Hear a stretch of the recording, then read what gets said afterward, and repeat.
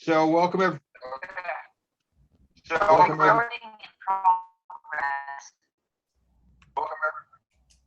where's that? I got a lot of feedback. That's not coming It's from me. I hope. Mitchell. Mitchell, you need to mute and turn off your video. You're getting us a lot of feedback. Thanks.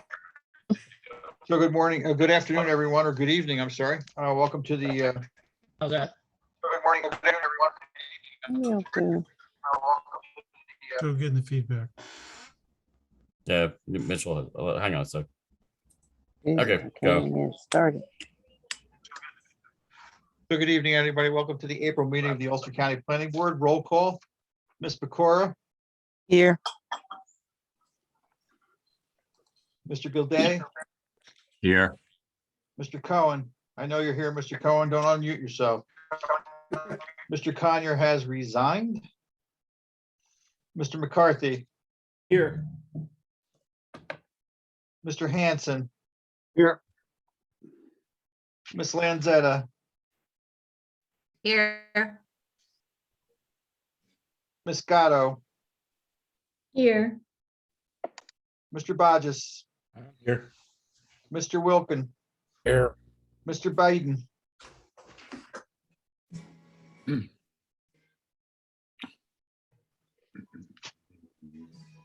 Mr. Brown, Here. is Mr. Ferraro here from the town of Saugerties? Yes, here. Thank you, Mr. Ferraro. Ms. Welton. Thank you, Ms. Welton. Mr. Watkins, Here. Mr. Almquist, Here.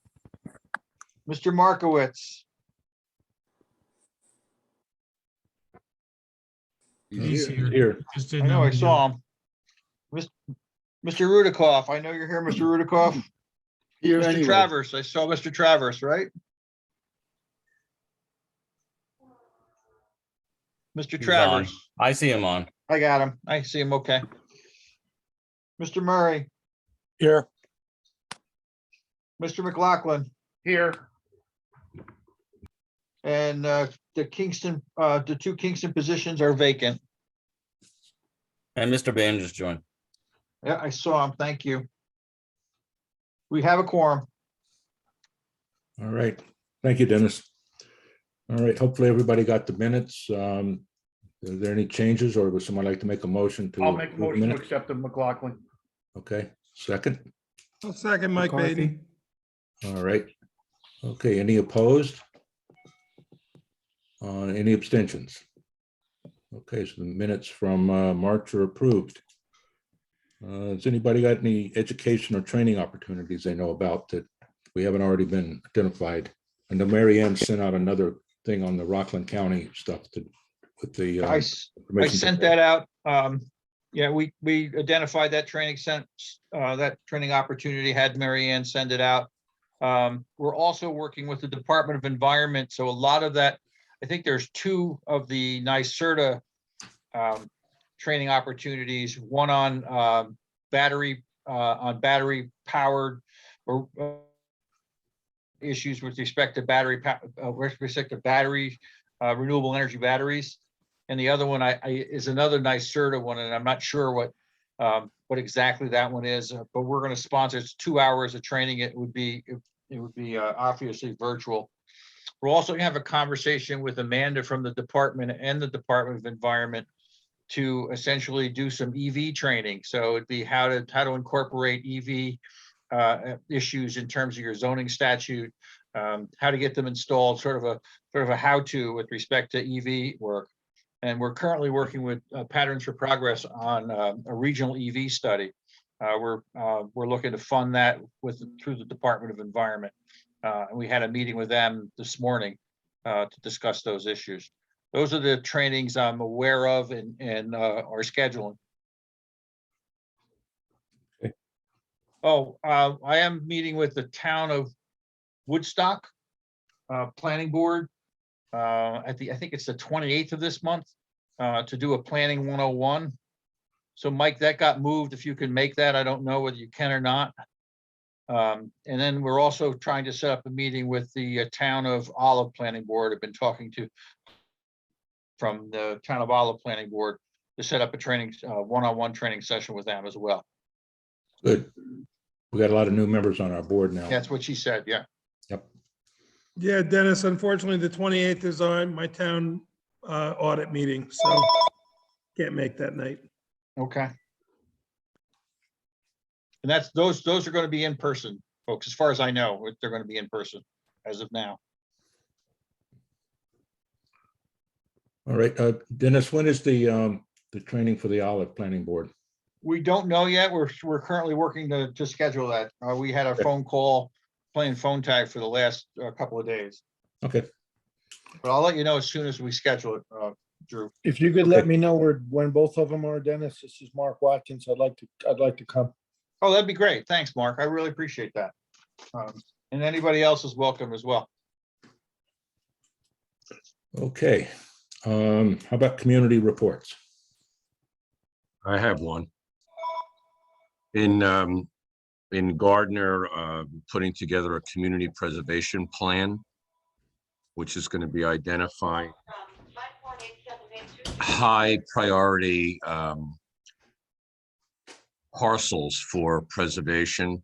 That's sort of the first step. And the second step is to be voted on by the residents of Gardner in terms of actually having a transfer tax to preserve property. So right now we're working on the plan, and that alone will be very valuable to the planning board and to others within the town. So that's what's cooking.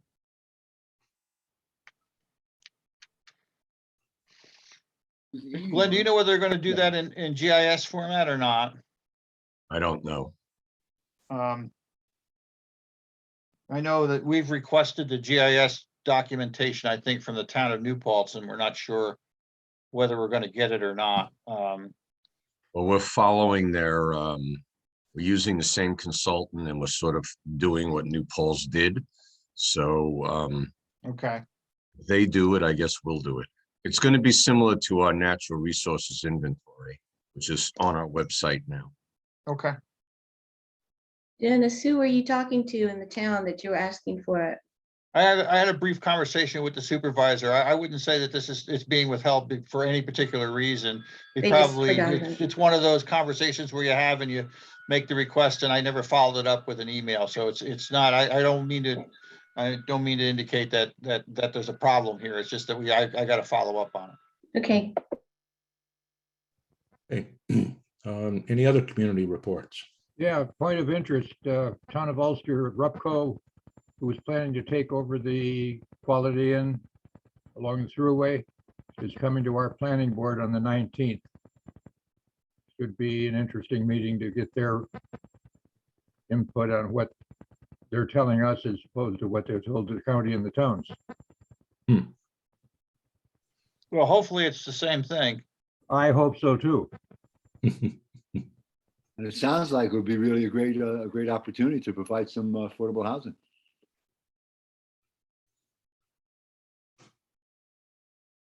All right. Anybody else? Drew, Mr. Murray's got his hand up.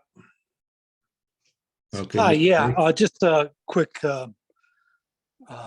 mention that our firehouse that's been under construction throughout the pandemic period looks like it's going to finish up in mid-May, and operational in mid-May. It's about 3 or 4 months behind schedule, but this is an energy efficient firehouse. We plan on putting solar PVs on the roof at some point. We've got those plans in the works.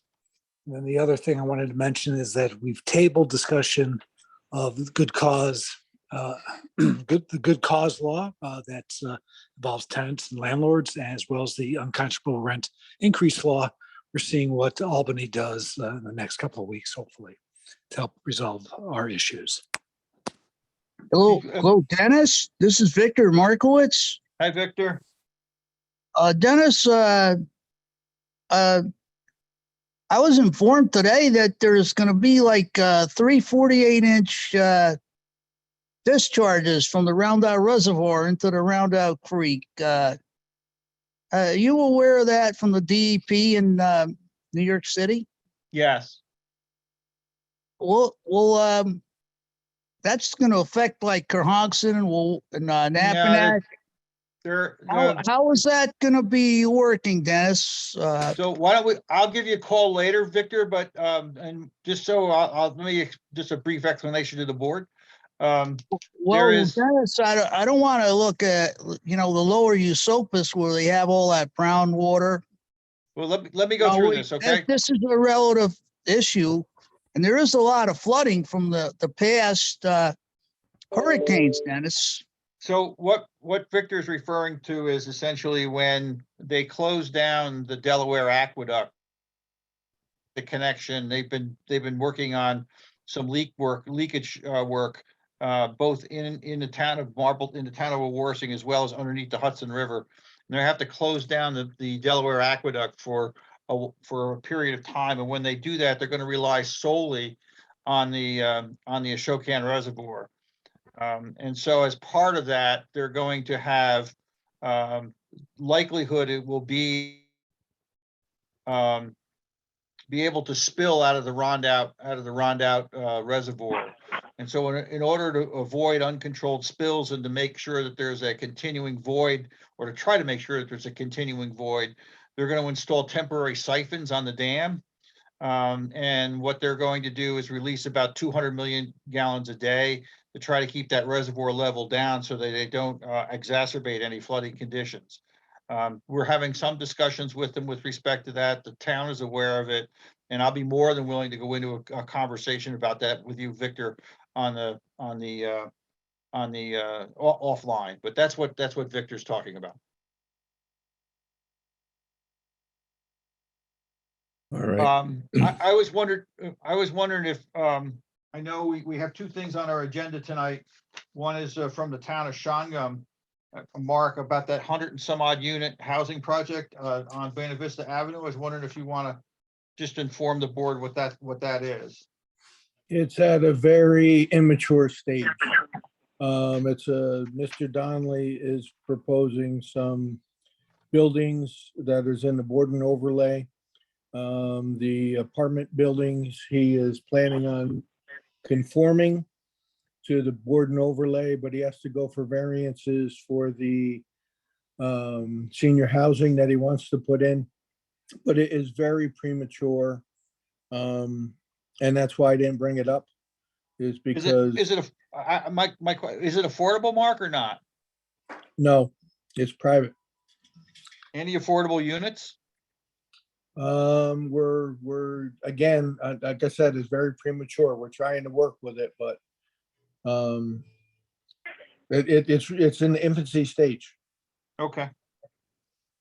So like I said, that's the only reason that I haven't said anything about it, is because they got to get variances. They have to, so until they do that, it's really not a project.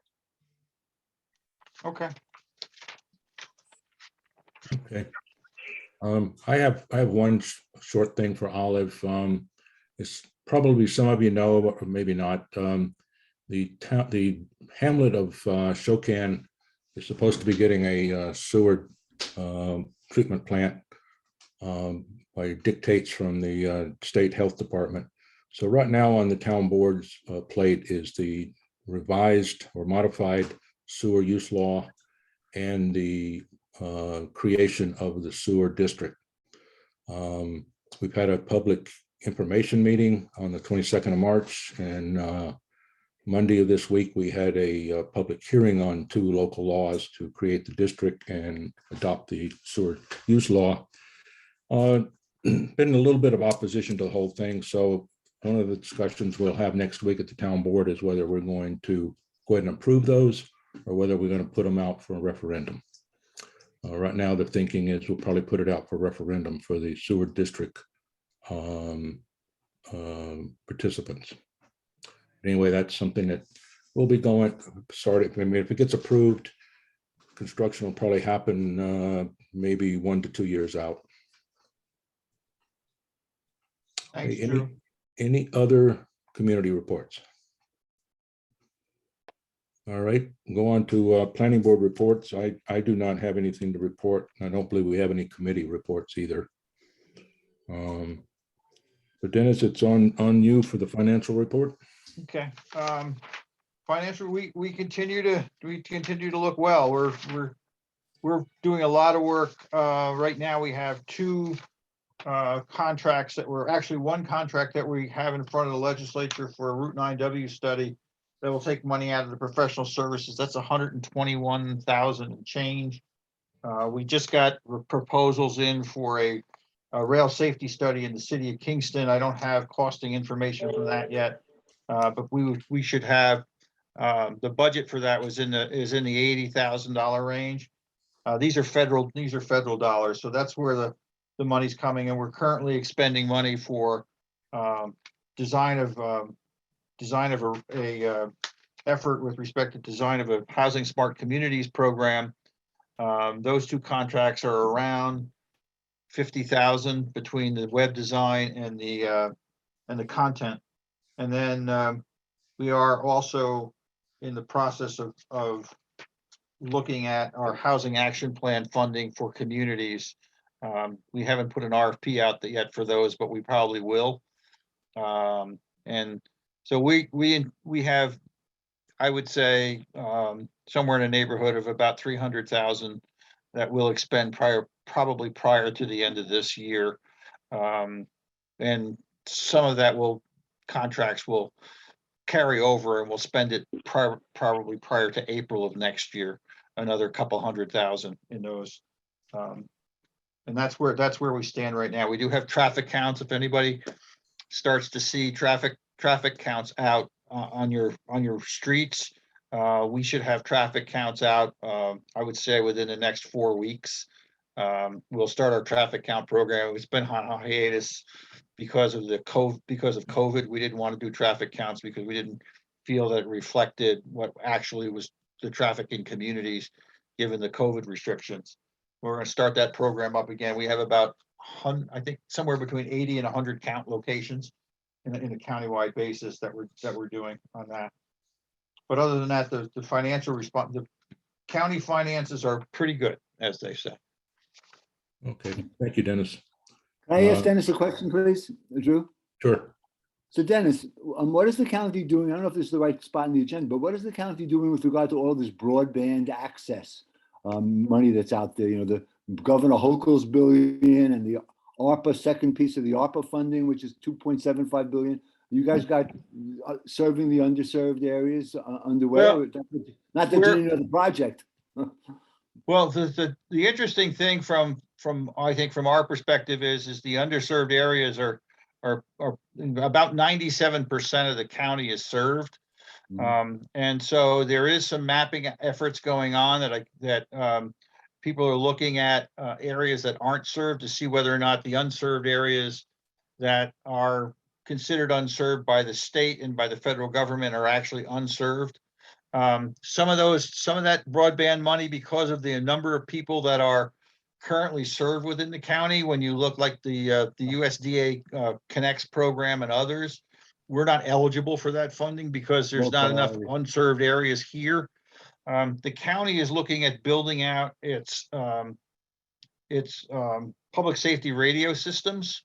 We're currently constructing a tower in Saugerties, and we're looking at whether we need to construct a new tower or rebuild an existing tower in the town of Olive at Tonchi. And as part of our rebuilding out those public safety radio systems, we're examining those sites to see whether or not it makes sense to do two things. One would be to provide cell service, and the other one would be to provide broadband service.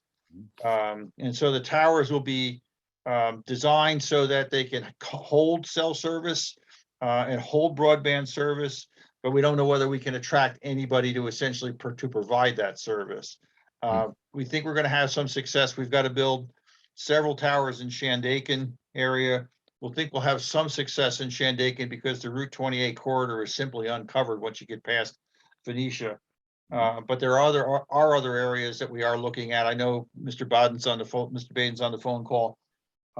We are looking at a site in Rochester, and that may have some advantages with respect to both our public safety radio system as well as broadband service. So that's where we are right now with that, but we aren't specifically looking at the underserved areas in terms of trying to run landlines from the county's perspective. Right. We are having conversations with Spectrum, but those are singularly unrewarding. Tell me about it. Okay, thank you, Dennis. Thank you for filling us in. That sounds like. Dennis, you got it taken care of. can I build off that real quick Absolutely. for Sure. Matthew?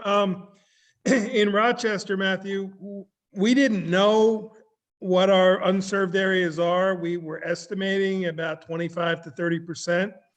Because quite frankly, Spectrum won't give us the information and they won't give anybody the information. We were working off 2009 maps that the town had done simply by driving the roads. In the past month, I probably put about 400 miles on my car driving the roads of Rochester, and we probably are down to less than 50 parcels that have homes that don't have coverage, and it's significantly better than we thought it was. Even some of the really way up in the, in the boondocks areas of the town on private roads seem to have the cable coverage, which we didn't know. And so it's better than we thought it was. And I'm guessing that many other towns probably are going to find the same thing. Great, thank you. Dennis, this is Victor again. Hey, Victor. Dennis, where would the tower for the town of Rochester, the public safety tower, be? Well, we don't have a, I don't want to talk about specific locations, but we're looking in the Cherry, what's the road up there? Sampsonville area? Upper Cherrytown, Sampsonville area. Yeah, that's where we're looking. There's no cell coverage up there, and there's very Right. limited access up there. Right. Are you gonna make any improvements at the Sam's Point towers? We'll probably need to add, microwave dishes on those towers. But other than Okay. that, no. Not that I'm aware of. Let's put it that way. Not that I'm aware of. All right. Okay, all right. Moving on, Dennis, you got any comments on the environmental notices or Nothing and from or me. grant No, thank you. opportunities? Okay. How about director staff reports then? Oh. Yes, we have offered we have a senior planner position that focuses on housing. And we've interviewed, I think we had somewhere in the neighborhood of about 15 or 20 applicants. Out of those, Wow. I would say maybe 8 were qualified. Out of those, we narrowed it down to 3. Out of the 3, 1 took the job before we could interview them, took a different job before we could interview them. And the 2 that we did interview, we have offered the job to a Rosendale native who currently is working in California and wants to come back into this area. Great. And he will be starting, I would say, within 45 days of last week. So we're going through the process of onboarding that individual right now. Yeah, he actually have a start date. It was mid-May. So Yeah, Okay, that's great. it is great. Very, very qualified individual. A lot of how, I shouldn't say, a good sprinkling of housing experience and a significant background in climate and climate resiliency. and he's got a master's in planning and a master's in engineering, I believe, too. Yeah, Oh, wow, very talented individual. good. All right. Anything else on that, Dennis? Dennis, is there anything on the county ag district call for properties? Bert? Oh, yeah, we finished the application period. There's, we have 20 parcels, 11 distinct properties, 583 acres. They're wonderful properties, and that's not an exaggeration. I'll be out there this month. I mean, we're looking at a big interconnected agricultural area in Bearsville. We have a couple. One is the husband is a chef. The wife is an artist out in Olive Bridge. They have a nifty operation. We have 2 parcels that are already getting the tax exemption. One in Marlboro for field crops, and it's part of an apple orchard farm. Caradonna Farms will rent that parcel, and then a livestock operation in off Pancake Hollow Road in Highland, among others. So it's really an impressive group of properties. I like the shiitake mushroom one. Oh, I forgot. Yes, in Plattekill. I mean, these are like it's an international group, Americans, Japanese, and Chinese, and they export internationally and around here in the New York City area. They spoke to Dennis. I was away at lunch, but I was told they're a very nice group. They were great. They were great. They were a lot of fun. Whereabouts in Plattekill? Lewis Lane. Oh, okay. Any So- tree farms this year, Bert? No. Dang it. All right. Any special topics tonight? Dennis? Let me just quickly do 2. One is that hopefully we're going to start up on the Midtown Linear Park and finish the staircases. We are starting to review submittals, and we hopefully be done by early June. So we're starting to review our submittals for that, and then we're still working through right-of-way issues with respect to the Kingston Rail Trail. So that's the 2 things that I wanted to talk about. The other thing I wanted to talk about is your supervisors and mayors should have gotten a what they call community. I mean, Schumer calls them earmarks. Other calls them what do they call it? Congressional directed spending, which used to be known as earmarks. You should have had a mailing from Schumer's office and from Delgado's office to submit requests for earmarks.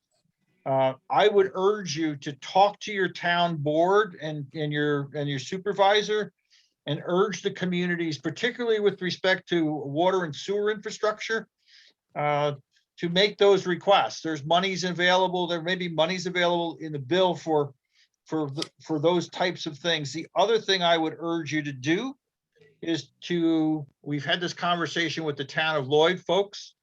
They're going to submit an application for Tilson Avenue. They're short money in Tilson Avenue to get some congressionally directed funding to make up the shortfall in Tilson Avenue.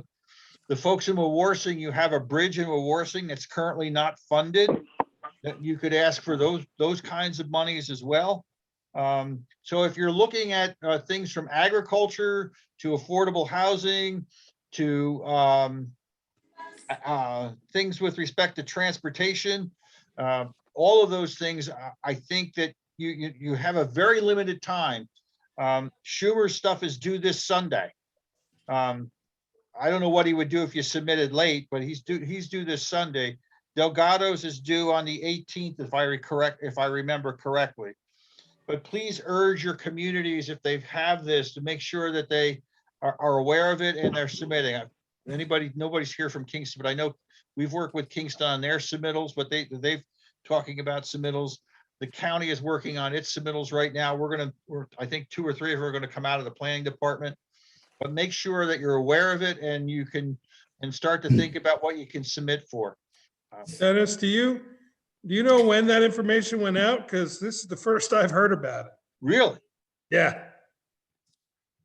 Wow. I'll send it to you tomorrow, Mike. Just shoot me an email tomorrow, but it should have Okay. gone out. I would say I got it at least a week and a half ago, and mine came through the county executive staff. But He sent it to me too. I know Lloyd got theirs at least 2 weeks ago. From talking to Okay. I'll reach out to you tomorrow. Dennis, Okay. can you send it to me too? Yeah, what I'm going to do is I'll have Mary Ann send it around. But if you go on Delgado's website, or you can pick up he has a really good explanation of what the programs are on his website. And Schumer broke it down in a separate document. Is this two separate funding sources? No, it lists all the federal programs, Uh-huh. okay? And it says, with all these federal programs, if you have something that you want a congressionally directed funding for, now's the time to ask. Now, understand that this means that effectively that you won't get any money or know whether you have any money until the federal budget and it gets passed in October. And probably not see any of contracts or anything else until well into next year. So this is not just for new construction? It's for every project you can. It's from opioids to essentially to agriculture, to water and sewer, to daycare facilities. If you have a federal program that's going through an appropriation process, the way this works is it allows Congress to say within the bill, this is what we want to fund. Okay, great. Dennis, I you'll just send shared that the to all link. of I us? think I shared the link. We'll see. Hopefully that's it. Thanks, Rob. Everyone, Also, one thing under staff on Saturday morning at the county office building, if anybody's interested, at 11 a.m., the redistricting commission, reapportionment commission will be making map. So if anybody wants to come watch and watch them make a redistricting map for the county legislatures, they're welcome to attend. Dennis, It'll do be you have an 11 update a.m. on the 911 center? I don't. Okay. That was quick. All right, Robert, do we have anyone from the public that wants to speak that you know about? I see there are a couple people from Sopus. I know that there's some comments about that. So let's see. So if you're a member of the public, now is your time to speak. Raise your hand and I'll give you the ability to talk. So there won't be any other. Okay, there we go. Okay. All right. Mr. Street, you should be available. Hi there. Yeah, Monroe Street, Shostall, in the hamlet of Connolly and Esopus. I think Robert was kind enough to distribute to all of you just the letter that we put together. We're very concerned about the local law number 1 of 2022 that the town wants to pass, which would basically, I mean, we've been told that the town is in litigation with the local marina, who has been in violation of local zoning code for the last year and a half. He's installed upwards of 10 RVs in a quote unquote marina on the waterfront. There have been numerous environmental complaints that have been investigated by the DPT involving illegal dumping of sewage, as you might expect, into the Rondout, among other things. The traffic situation in town that's been exacerbated by these RVs, like essentially a new RV park, has been insane in the summer. You know, we don't even have sidewalks, and yet we have cars like gunning it down our hamlet streets where families walk. It's a disaster waiting to happen, and the town claims to be in litigation. We haven't seen a docket number for this said litigation, even though we've requested it several times. And they say that the judge has ordered them to negotiate with this guy. And so they basically want to build the law around his heretofore illegal activities. And word has it that Rondout Yacht Basin, they've already paved a driveway for their campground where they're going to install RVs. So we're looking at upwards of 30 new temporary homes in a hamlet with a population of what, 300? And literally no traffic enforcement, no noise enforcement to date. The town needs to look at those issues before they expand the temporary population. I strongly urge you to do what you can to see to it that the town's project of passing this law is delayed for further investigation. Thank you. Okay, thank you. All right, Robert, anybody else out there? Yes, at least one more. Okay. Okay, Mr. Go. Oh, it's Miss, actually. Miss, sorry. I have my name is Lee, and I'm also not speaking for the Esopus Environmental Board, but I am a member of it. And I just want to second what Mr. Street said. I personally live in Connolly, and the area that he's referring to is really an important watershed area. And I've been concerned about it on an environmental level. There's a lot of dumping there. If you ever come and visit, you can see there's old TVs, there's trash. It's the site of a riverkeeper sweep coming up in May because of that. But we actually need a lot of protection in Connolly.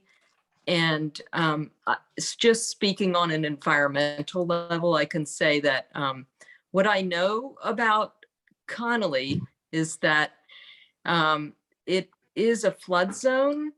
And there's a document with the town of Lloyd that we participated in, resulting from a workshop that outlines flood zones and areas where we really need mitigation of environmental hazards and climate resiliency.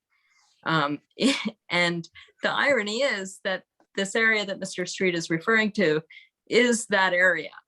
And so whatever you can do to help us, we really aren't well represented, and development really needs to be carefully, very carefully considered and reconsidered at this point.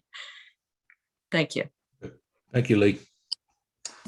All right, anybody else out there, Robert, you think, know of? One more. Okay.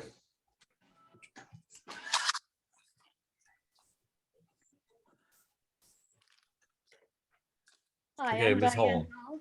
I live on First Street in Connolly. Just to add to what they've been saying, the streets down here can't handle the increased traffic. It's very dangerous to walk on First Street.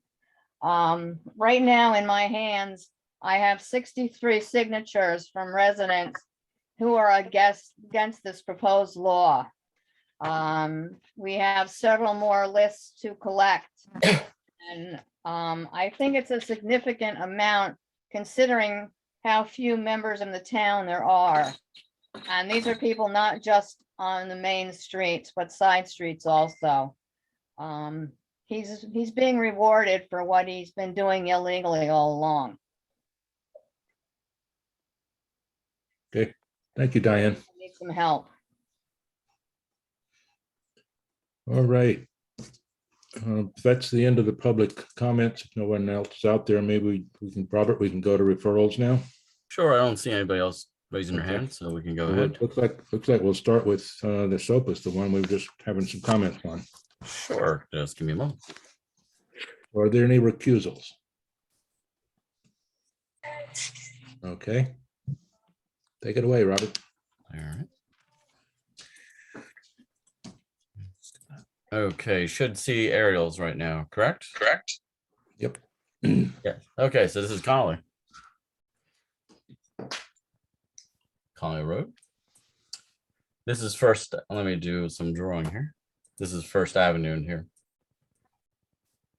That's what we're talking about. And then you have the post office down the way from there as well. Let's zoom out.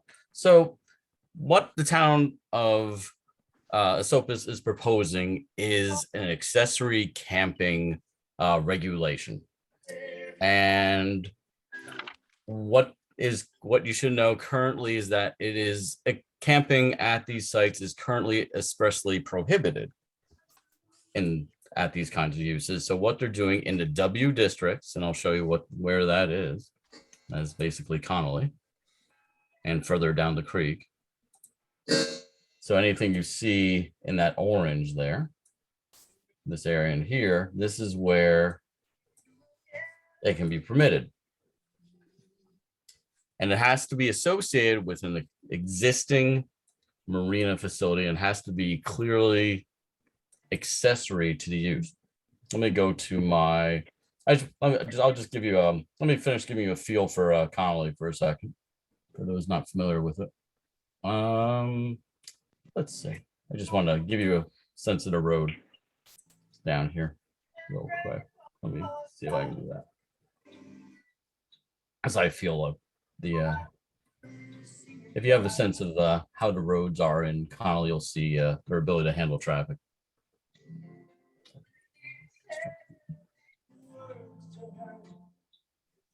So that's First Avenue. So this is the principal street that's right next to the marina. So as you can see, it's a very narrow right of way, no sidewalks, and the whole hamlet is like that. And a couple of blocks down, you have no sidewalks near the post office. This is the fire district right here. So just to give you that sense. So let me go to my slides.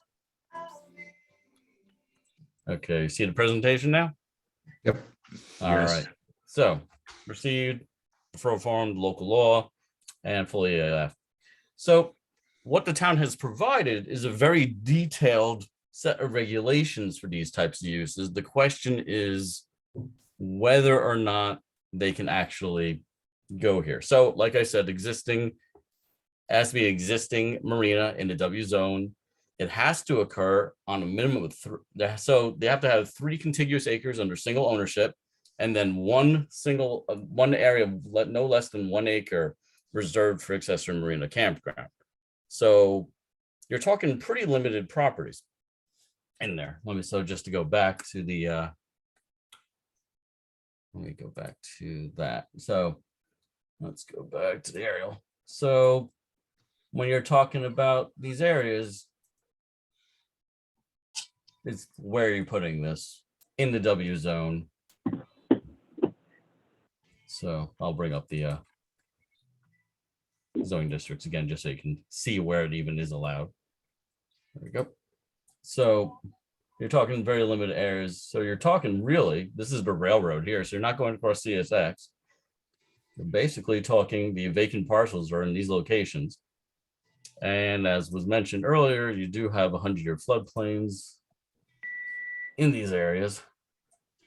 Not right there. Let me turn off the zoning because you can't see it, but it is all along the marinas, throughout the marinas, and in between, and up the hamlet on that side road. And you have a bit of 500-year floodplain that goes on to First Avenue. So there is some sea level rise over time concerns as well. All right, back to the PowerPoint. Okay. So, like I said, they have to be incidental and subordinate to the existing marina operation. Let's see. They do, so it's a combo review. So they have to do sketch plan review before the town board. And the town board has this whole process where they have 30 days to determine whether the application is merit for further consideration. That includes looking at the comprehensive plan and the LWRP. I would note that the comprehensive plan mentions public access to the waterfront. It mentions restaurants associated with marinas. It does not mention, as far as I could tell, campgrounds or accessory campgrounds. And they'd have to check with the WLRP. And then if the town within those 30 days decides it merits review, it goes to the planning board for review. A couple of details: licenses are transferable if they sell the property. There's of course an inspection that's required as part of the permitting process. So it's a permit and a site plan review process. And there's clauses to revoke and provides for randomly scheduled and unannounced inspections, and also requires an annual renewal of that license. And they have to be compliant. Operation period is April 1st to October 31st. They have screening requirements if it's within 50 feet of and visible from one or more adjoining properties, excepting the Rondo Creek. They have some campsite standards, so it's no more than 12 per acre. Minimum is 1,250 square feet per site. They're actually requiring them to install fire pits, I guess, for fire safety, so that they don't, what they're specifically disallowing is open fire, so that fires are regulated to a specifically designed spot. They have to be separated from marina operations and traffic. They have to meet internal road standards. They have to have vehicle and pedestrian accessibility. They have to meet the parking requirements. They have requirements with respect to the campground manager has to be available 24 hours a day, and there has to be staff on site at all times. They have to provide an emergency preparedness plan, and they also have the 5% set aside for like recreational common space. See, there's a couple of chat messages. Oh, sorry, no. Sorry. So they also have nuisances with respect to that. 9 p.m. is currently the quiet hours. So if you're on the Roundup Creek, you hear music after 9 right now. They're not allowing uncontrolled fires. You also hear fireworks throughout the year in the Connolly around Port Ewan area as well. And also has to be compliant with the town's flood damage prevention law. And they also have to require fire department access to the site. So it's a pretty thorough law. The question is, can it happen? So one, require mod. I want to. They should double check to see whether this proposed law actually conforms with the comprehensive plan and the local waterfront revitalization plan. Said the comprehensive.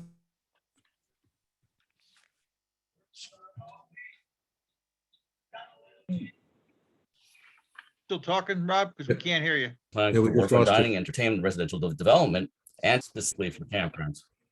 What's that? We Yeah, we lost Is my lost you there internet for- bad? Okay, what didn't you hear? Right after comprehensive plan, and local waterfront revitalization plan, consistency. I got to chase kids off the internet. Anyway. So it has to be consistent with the comprehensive plan and the LWRP. And that line I have below it is pretty much direct quote from the comprehensive plan. I don't see where it has the campground facilities in there, though is other language about expanding their opportunities for income, which is vague. I think the town also needs to take a hard look at the availability of land that meets the minimum requirements that they've set aside. They've set aside has to be 3 contiguous acres, and there has to be 1 acre minimum for these campgrounds. They should actually look at it, map it, maybe come up with a specific plan for these sites and design it as part of creating the law. That may be something they want to do to see if it's even feasible as part of it. So, Rob, can we ask can you go back to the air photo for a second? I can. Hang on a sec. Bear with me. Is it? 1 second. Okay. Sorry, Rob, I didn't mean to make you do this. No, stop. What do you need? Just zoom in a little bit, right? That whole area and move to the east. The east. Okay. Yeah, Just so towards let the me river. bring up the district. No, that's bound- good. Just leave it like that, because the thing, here's what I'm getting at. This, Yeah. Go for it. the language in the law, which is, I think deserves some clarification, is it says it's sort of reserved for exclusive use for campground facilities. Right. So if you look at the way boats are parked down here, and assuming that if you have to park boats there, that area would not be reserved for exclusively for campground use. That's the clarification I think is important, because if you don't get to count that land, you really have, the only place you have is the area that one vacant parcel. Yeah, about 2. It looks like 2 or 3. Well, one of them is a town park, actually. Yeah, It's not actually vacant. But I think the point I wanted to make is that, it's how the town interprets it, because if clearly these votes are in the water when usually when there's campground activities, but the language in the statute says that it has to be reserved for exclusive use. Looking at where they're parking boats, I don't know where the heck you're going to find a lot of land for exclusive use. Right. Yeah. So that's a clarification we're kind of asking for. Yeah, clarification of exclusive use. And just to look at the a harder look at seeker here. Like I mentioned, ability of the impacts of the law to accommodate accessory camping, impacts of the full, what is the impacts of a full build out scenario where you have all the available land for such use, and what having, 12, 24, whatever it would be, campsites, and then the traffic and the impacts on the waterfront environment, etc. They should really look at that. And then some advisory comments on it. There's some subjective language in there, and that leaves it open to our interpretation. They should go back and look at that. And then they have a town board portion of it. I don't know whether it's necessary or not, because it adds another layer of review to it. does the town board need to review it, or can just the planning board handle it on its own? In this case, it might be okay if the town board reviews it, because they can look and see if it's appropriate, meets the town's comprehensive plan and LWRP goals. So that's just something that they can consider. So one of the things you notice we didn't comment on are the conditions and criteria and considerations within the law itself. The town has done a fairly good job, or a good job relative to all the things they're going to consider with respect to issuing these types of permits. So we're not suggesting they add things or take things away or put other things in there. They've done a very, I think, thorough job. And the fact that they're doing this both by license, which is reviewed annually, as well as by zoning change, I think gives them an extra layer of protection. So Rob, this is Vivian. I don't Sure. see on your map those vacant parcels. It looks like there's either limited or no road access to them. Is that feasible to add to? They would be, like I said, they have to be, if you remember, part of the law is they have to be a part contiguous of an existing marina. So they would be internal access roads mostly, or you do have a paper street that runs over here where my mouse. Okay. So there's that. You have a paper street. This street ends here. So there is potential access. Okay. Yeah, they into can come there. in through here and around and in there. So there's Yeah. ways that you can get there. The Mhm. question is And- can you use this space because there's not going to be any boats there? Can you use this space over here because there's not going to be any boats there? That's the That I real don't think is question. in the W district. Then. Yeah. No. Well, you're right. That one isn't. You're right. I apologize.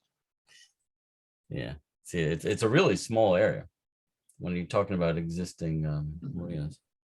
So, Robert, I've got a quick question. Sure. Based on the public comments, it sounds like there's camping going on now with no Yes. regulation. Did the town share anything about what they're actually doing about that problem? No, all I So- got was, as you'd expect, all I received was a town law. Okay. Yeah, Yeah, one it's like, would all I get presume- are, yeah. Drew, one would presume if they're in court that they're trying to do something about it. Okay. Do we have Right. any idea how many possible units they could have in this area? No, and Oh. that's why I asked for them to do maybe a specific plan, really consider a look at what's actually available in the W district to even see if this was even feasible. They Well, should there take is a a- really there hard is- look at it. Rob, there is a density provision in the statute, right? Right, well, it's 12 per acre. So it's 12 per acre, but we don't have a So how- cumulative sense here. How many Mark. acres? No, I wait, don't. How many acres are in there? that zone. That was my question to them. I Okay, can tell you right here that that is actually 16 acres, and that one is actually 40 acres. But how much of it is buildable, couldn't tell you. But Rob, Yes. an interesting point is in your note about seeker, you mentioned traffic. And it would really Right. be not possible for them to have done any kind of generic traffic assessment if they weren't making some estimate of number of users and number of cars and number of trips. So they'd have to be making some assumptions about density. Otherwise, they couldn't do a traffic impact assessment. And they should be doing that. It They sounds should. like. Now, in terms of the second part of my question was, Dennis, it was very interesting when you mentioned the annual licensing, because that really is a real degree of control. So if some of the concerns of the neighbors were like the recreational vehicle usage really became nuisomeness or troublesome, are the criteria which have to be complied with relative to recertification of a license identified? And would those kinds of concerns that the neighbors have be the kinds of things that a license could be denied extension because of? Essentially, I anything just that's did a the math on violation in those two. I statute would be. just did the math on those two pieces of property, and that's 660 things they could put there if they could use all the land. That's an awful lot for that area. Yes. So again, it's just, that density thing really needs to be looked at. What the other thing that Robert mentioned is it's supposed to be an accessory to the primary use of the land. Yeah, I if get they the put little- in 600, if they put in 600, then it's not accessory anymore. It's Then not it's the primary accessory. use. It It's raises the just what I'm question. trying to what's- say. It's just Yeah. under what they're saying. And Yeah. again, yes, you have to take some out, but just those two parcels, you could Well, put that many on it. Let me, So, let me back up a second. So if you look at this, remember it has to be accessory to a marina. So when you look at the parcels that are accessory to a marina that's vacant, the only parcel that I see is effectively this one right here. And Yeah. that parcel is literally, 15 acres. no, 2.9. Okay. I'm looking at another, I got two computers running, so. Okay. And the other parcel that's adjacent to it is owned by Callahan. And it actually crosses over, and the reason it's so large is because it crosses over into the, across the railroad tracks. Right. Yeah. So Okay. it's not quite as large as you would think. It's not quite as large as you would think it would be in terms of where they could put these things, depending upon how they interpret the statute. Okay. Thank you. Yeah, that helps. So Rob, what are your recommendations again? Oop, let me get rid of my stuff, Robert. I'm sorry. Thank you.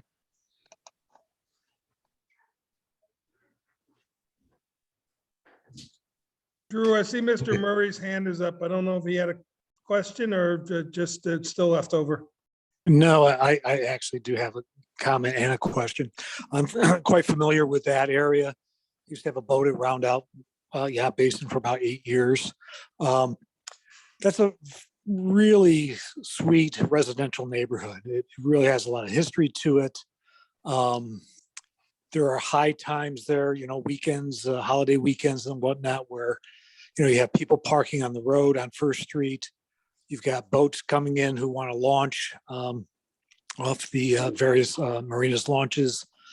To add campers being towed and whatnot through that narrow street and then down the hill as they approach, I think is really, really risky business, particularly for anybody who wants to walk on their street and there's no sidewalks there. And maybe there should be some accommodation about putting sidewalks along First Street so that residents can, not worry about being, sideswiped by a car versus a car towing a boat or truck towing a boat or camper in that area. It gets pretty heavily trafficked during the summer months, and whatever traffic study is done, I would suggest that being done during that period. And I would just like to add to that, Watkins, the parking for the people that are at the boats. How many vehicles are there? Because there's people parking on the road now. I can just imagine what it'd be like later. Right. There was a regulation where they had to meet parking requirements in the law. So Okay. So let me just sort of, I hear what you're saying. Let me ask the question is, does Rob's comment as a required modification with respect to the seeker review associated with the adoption of this law, does that alleviate your concerns that we're telling the town that that's what they should do? I think this is way overload in that area, especially during the summer. So I'm not a fan of it. I mean, Dennis, Mike Sorry, Baden, go on. I think we should be a little more specific in that, because the comment just says build out scenario, including traffic impacts on waterfront. I think we should hone it down more to what our conversation was about, saying a traffic study, should be done, or, however you think it should be worded. But I think we need to be a little more succinct with what we're trying to say than what's put up on the screen. okay. Okay. So We can narrow it down to traffic. And, environmental impacts, we can do that. if you want. Safety. And I think to Mark's point, just the numbers, the sheer numbers of the magnitude of the growth for the area. So it's it's sort of that gets to a build out. Even if it's accessory, you want to know essentially what the potential is to build out. Right. Yeah. So the other Because words is I would question that it still is accessory, because accessory by definition means subordinate, and it's sounding like camping is becoming, with what's proposed, if it's at full build out, it's no longer accessory, it's greater use than. I think I think they need to determine at what point does so you're allowing 12 per acre, but what point does it become not accessory anymore? So they need So to the point. establish that.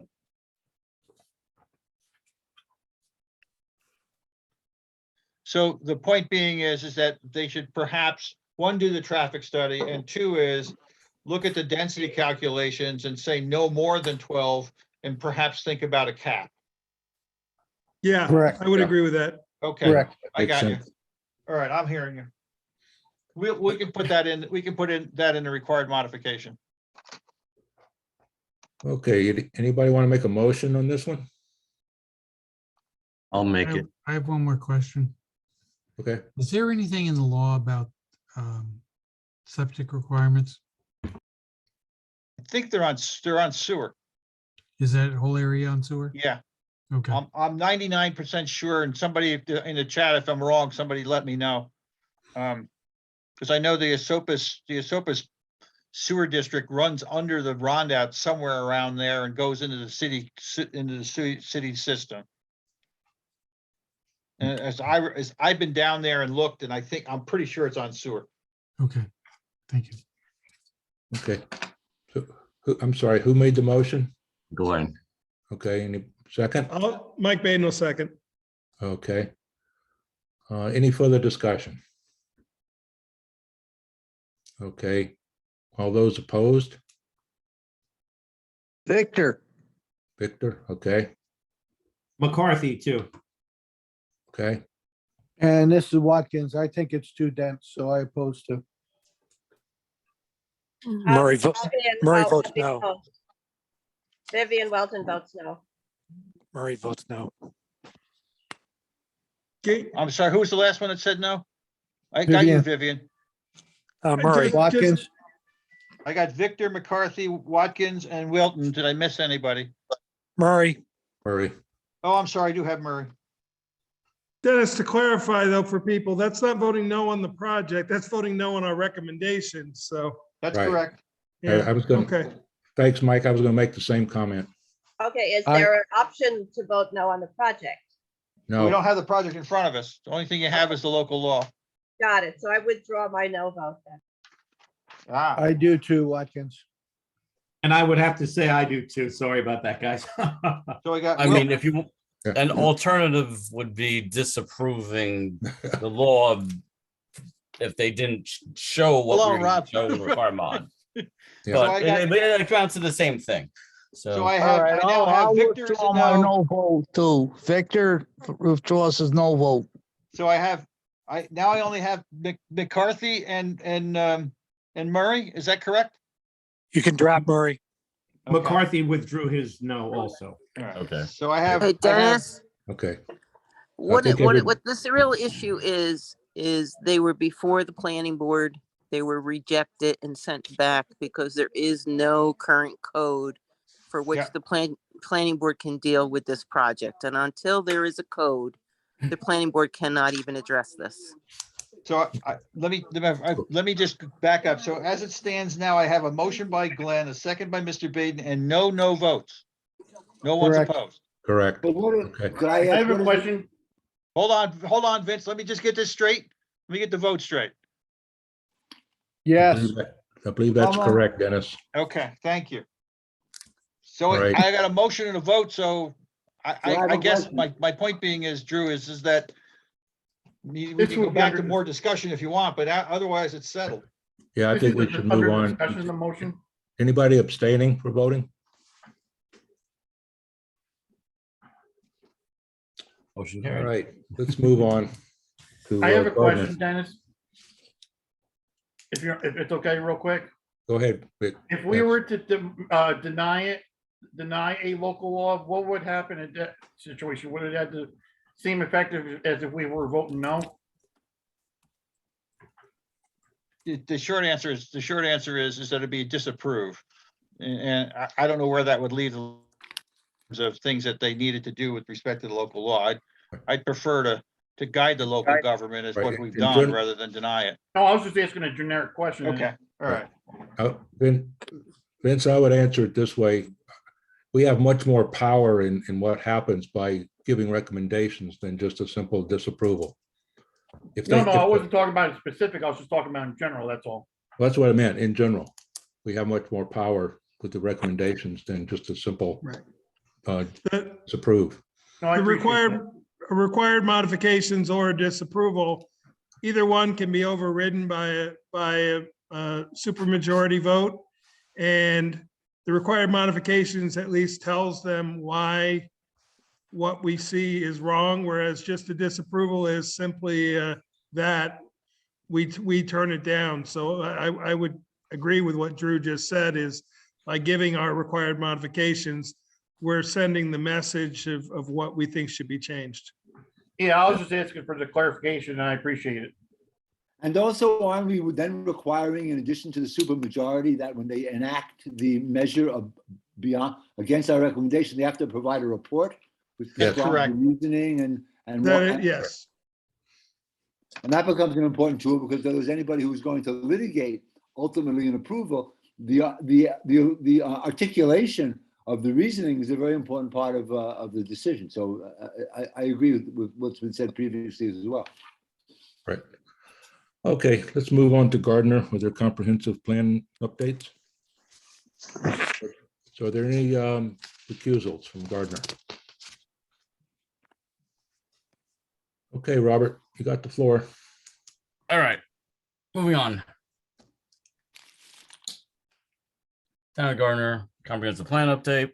And it truly is a comprehensive update because most of what they agreed on in the 2004 plan, they still agree on. So they're still focused on preserving the majority of the town and focusing their development on the hamlet areas, especially the hamlet of Gardner.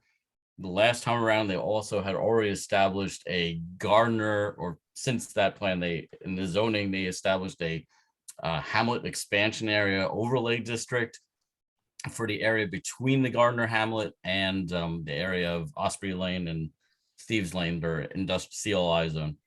So most of their focus, and also focus on the commercial on the Ireland corner. So where they're growing and what they're doing hasn't changed, but now there are some more issues that they're tackling. And they've also done some planning work over those years, because the last plan I believe was 2004. So in that time, they've done an NRI for the town, they've done an open space plan for the town, and they've done some, and they've also reviewed the housing action plan in that time. So critical issues for them: sustainability and climate adaptation, the livability of the town, including traffic, walkability, recreation. Review of the Ulster County Housing Action Plan has a key concern of theirs. They've noticed that their housing income is in Gardner's down, and that 26% of the population actually pay over 50% of their gross housing income on housing costs. 30%, as a review, is burdened. So these are at 50%, you're extremely rent burdened or mortgage burdened at that point. And they're also focusing on incorporating, like we received the open space plan, the NRI, as part of the comprehensive plan package. They're going to be bringing those into the comprehensive plan and also integrating those into the zoning statute going forward. They also became a climate smart community recently in the last couple of years as well. So that's a lot of their focus. So I basically have older goals in here. Woo, okay, my mouse is moving too fast. Come here. Okay, land use goals, like I said, maintain a rural environmental character and preserve agriculture. There's more agricultural promotion as part of this plan as well. And like I said, ensure the vitality of the essential hamlet and the outlying hamlets. And they want ability to do multimodal in addition to, as opposed to automobile or in addition to automobile. And they want to foster neighborhoods that are built in a complementary way, a little bit encourage higher density. The town zoning statute, just so you already know, does have a strong affordable housing provision in it, which includes density bonuses. So they have that, and they have systems like transfer development rights in there and other mechanisms already in their zoning statute. They just haven't been able to implement many yet. They almost did with Iowaville Acres, but not with that. They also have conservation subdivisions as well. Some of the recommendations include incorporating the NRI into the zoning, so that would provide a stronger review for individual applications as they look at more things. They want to, right now the town has guidelines for design. They want to expand design standards throughout the town to different applications and typologies.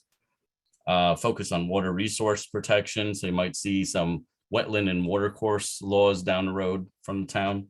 And they want to update their lighting standards to be more dark sky compliant. And the last time we reviewed it, they included conservation subdivision design. We encouraged them to mandate it. This time they want to go ahead and mandate it. So there's a lot of recommendations here that are compliant with the county planning board policies. They also want to improve monitoring and enforcement. Let's see.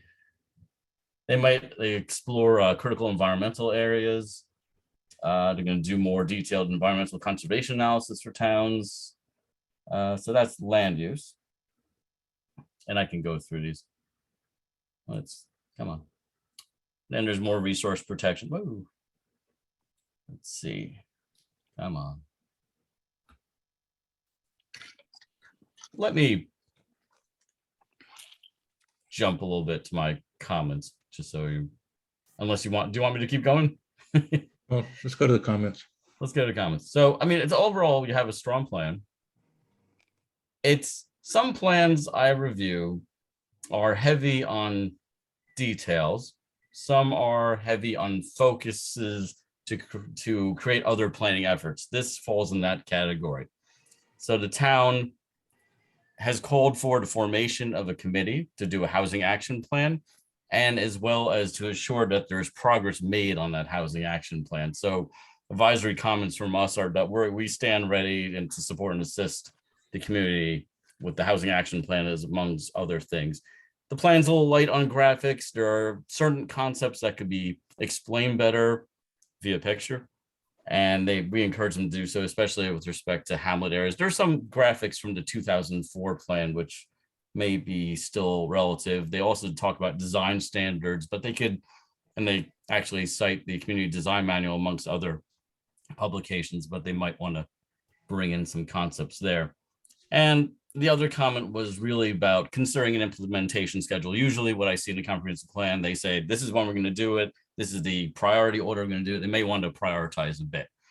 But overall, you have a really good plan, which focuses on enhancing agriculture. They're going to create a fund, look at a fund for more greater preservation of agriculture and education. There's infrastructure goals with respect to improving and expanding the sewage treatment in the hamlet area, looking for water supply sources, including the aqueducts which run through the community. They don't have a drainage stormwater districts. They want to create that. So lots of good stuff in here. Just those few advisory comments on it, but mostly a kudos to the community. Good. Thanks, Robert. Thank you. Motion to support staff. Second, Chair. Okay, thank you. Any further discussion? All right, all those opposed? And any abstentions? All right, good. Motion passes. Okay, Robert, I guess the next one's You want to Shirley. compliment them on what they did? Yes, I will. Yeah. Okay, thank you.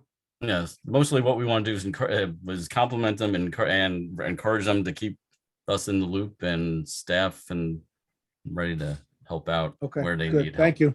Rob, do you know, was that done with a consultant or was that done in-house? Dave Church. Dave Church. Was Dave the Church? consultant. Thank you. Yeah.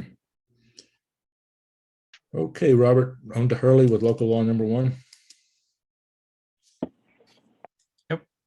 Still rating. Anybody recused? Oh, yeah, any recusals? Okay, looks like we're okay. All right. We reviewed this last month, but we didn't receive a complete copy of the law. We have a copy of the law. I had a hunch that it wasn't going to be a county impact this time. But just to review here, it's a law to regulate uncontrolled filling or excavation of land and ensure only clean fill is utilized. So unless it already going before the planning board, it requires a building inspector approval. It's for fill or excavation less than 200 cubic yards of material over 12 consecutive months. Exemption, those are your exemptions. So that the town or any department thereof is exempt. Normal maintenance of lawns, gardens, driveways for maintenance, improving, beautifying already graded areas, permitted septic systems and permitted new structures, and projects requiring planning board review are exempt from that permit. So it's applicable to excavation or grading with slopes in excess of 2.5 height over width. Excavation. Hey, What? Rob, is that how they do that? How they do that? They define it as H over W? I've never seen that. It's usually rise over run. Yeah, usually I've just never- rise over run. I haven't seen height over width before. I don't know what that means. I'm not exactly sure, but it's H over W. Usually it is rise over, yeah, run. I don't. It's slow. Slope is usually rise over run. I don't know whether Well, height over width. I don't know 2.5. what- I don't know what that means. Okay, well, we can get him to clarify if you want. I think it's slope. 2.5 slope. It says slope, so it should be rise over Yeah. run. So Yeah, I'm sure it's right. Yeah. Excavation nor grading operation involving more than 200 cubic yards. Let's see, any lowering or raising existing grade by more than 6 inches or stripping of topsoil over an area of 5,000 square feet or more. So, and they have a permit, which this is what I was missing last time. They're the details. Stop that. Silly mouse.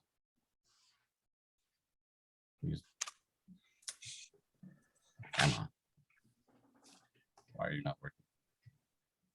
There we go. So this is actually the details of the permit, which I didn't have last time. Erosion control plan, all the things you would expect. Erosion control plans, estimated maximum or to be excavated or removed or filled.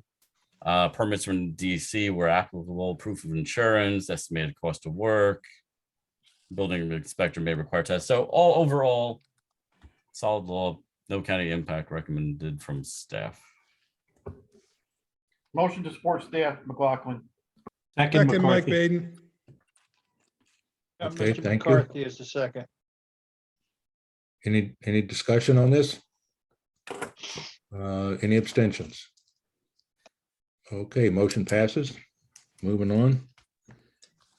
Still in Hurley, any recusals for short-term rental law amendments? Okay, Robert, you got the This is a floor. minor edit to their approved law. And all they're doing is changing the language with respect to registering with the county. I think they have a more precise language about how they're supposed to register with the county for the hotel tax. There's no county impact on that. So move, Mike To Baden. support staff. All right, thank you. Second, McLaughlin. Right, any abstentions? All right, motion passes. Good, we're through one page of 6. Moving right along. Village of New Paltz is a lot of double numbers. So Yeah, I saw that. Okay. Robert, Kingston City. If I remember right, we don't have any members from Kingston, so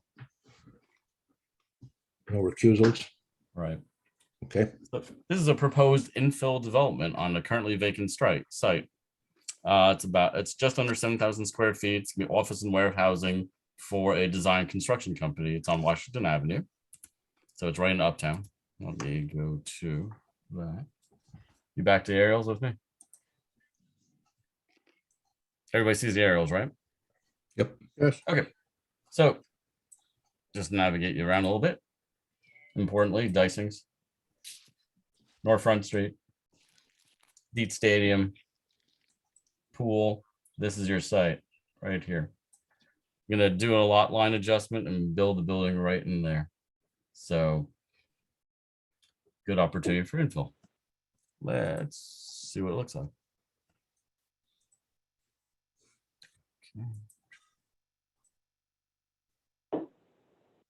So this is existing conditions. And then you have the building they're proposing on site. So you have this L-shaped building here. Parking, there's gonna be garages for the construction vehicles. Access, full access will only be from Joy's Lane, which is what adjoins Deet Stadium. In movements only from Washington Avenue.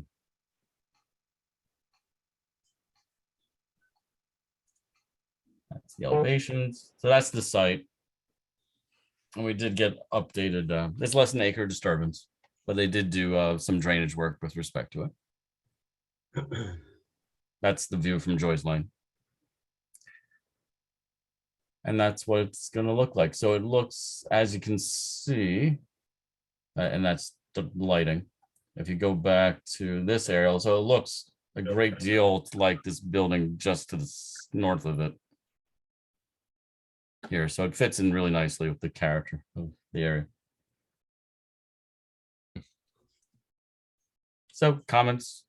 We see they have dark sky compliant lighting, but we don't have actual lighting details or cut sheets or levels. They should provide that. If they're going to do any signage, it should be provided, conform to the zoning statute standards. If there's any opportunities for additional resiliency for low impact design for stormwater, for solar, alternative energy, they should do so. EV charging stations for their construction vehicles, maybe? I don't know. I don't think so for construction vehicles, but and just want to make an advisory comment about complementing for the context sensitive infill development. Motion to support staff. Vivian. Second, McCarthy. Okay, any other discussion?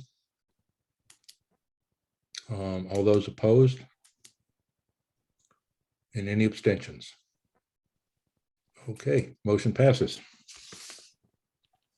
Okay, Town of Kingston, do you have any recusals? Unfortunately, Mr. Kiner resigned. So, Gray Line subdivision. It's a 6-lot, single-family subdivision off Ruby Road. This gets here because it's close to a town boundary. Okay, let me go to aerial first. Here we are.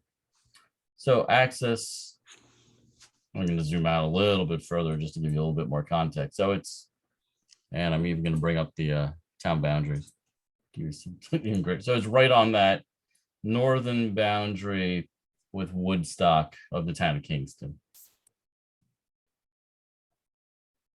And so the subdivision would be here and here. Multiple points of access. So they'd be driving a road into here, but there's also access from here and over here. So multiple times where it looks like a driveway is being done, access with by easement. So maybe have to look into open development districts for this. The subdivision plan that we have is not very clear. I'm just going to let you know that right up at the top.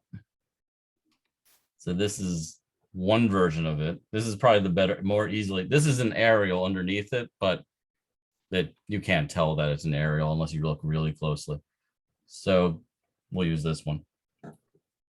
So this is the actual road they're proposing. Here's a driveway.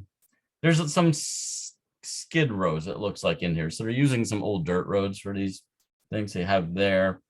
So we have a number of comments on this, especially since we lack clarity, given that's the little detail that we have.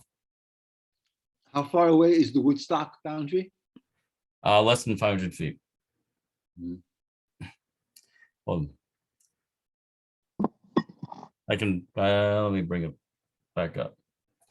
Actually, it's just for ha-has. Let's do. I miss the boundaries. Yeah, it's right there. So see the brown line, Matt? That's it Oh, right yeah. there. So it's 500 feet easy. Okay. That's that PowerPoint. Okay, comments. One, obviously we'll need health department approvals, but we need to see if there's a buildable lot for each of these. So well and septic locations, driveway locations, buildable lots. We don't know the length of the driveways, whether they need turnarounds. So a lot of details. There's a Central Hudson easement through the property, and it looks like one of the driveways crosses it. So they might need an easement from over to the easement from Central Hudson. Stormwater, it's greater than acre disturbance. They'll need to provide a SWIP. SHPO, it did flag phase 1A, 1B archaeological, so they'll need to do that. Didn't flag whatchamacallit, didn't flag habitat stuff. The access by easement common with open development districts, and also what resiliency measures they're doing in here at our alternative fuels and solar, things of that nature. So Rob, didn't it show some kind of steep slopes? Let's find out. On the topo map, it looked like there was some pretty close. I didn't have a topo map. That was an aerial, actually. Oh, that was an aerial? Well, this is a topo. Yeah. I mean, you have some, definitely you have 500 feet. Let's see if I can zoom in on this a bit. So get 530 and it goes, a lot of the site looks actually pretty flat. 526 here, 520, it goes to 530. Okay. Doesn't look too And bad. there's no water. Not There's really. no streams or water anywhere? I don't believe so. Let me go back to the aerial. Let's we can bring up things like wetlands. I didn't see any wetlands. There's certainly no floodplains on the property. No. So yeah, there's no wet spots with associated with it. Okay. Rob, could we add, with all that seems to be missing, can you add re-referral as one of the required bonds? I was waiting for that. Yeah, me too. I was going to bring that up. I was waiting for that. I figured I'd let you guys do it. Yep. All right. So Re-referral after they've answered our other required mods. Sounds good. Rob, it's Tom Wilkin. Was that road that, is that going to be a town road or is that going to be? I don't know when we can ask that question as well. Because as an advisory comment, I would just suggest maybe looking at doing a hammerhead instead of a bulb at the end because draining a lot less off a hammerhead. Yep. Okay, I'll add that.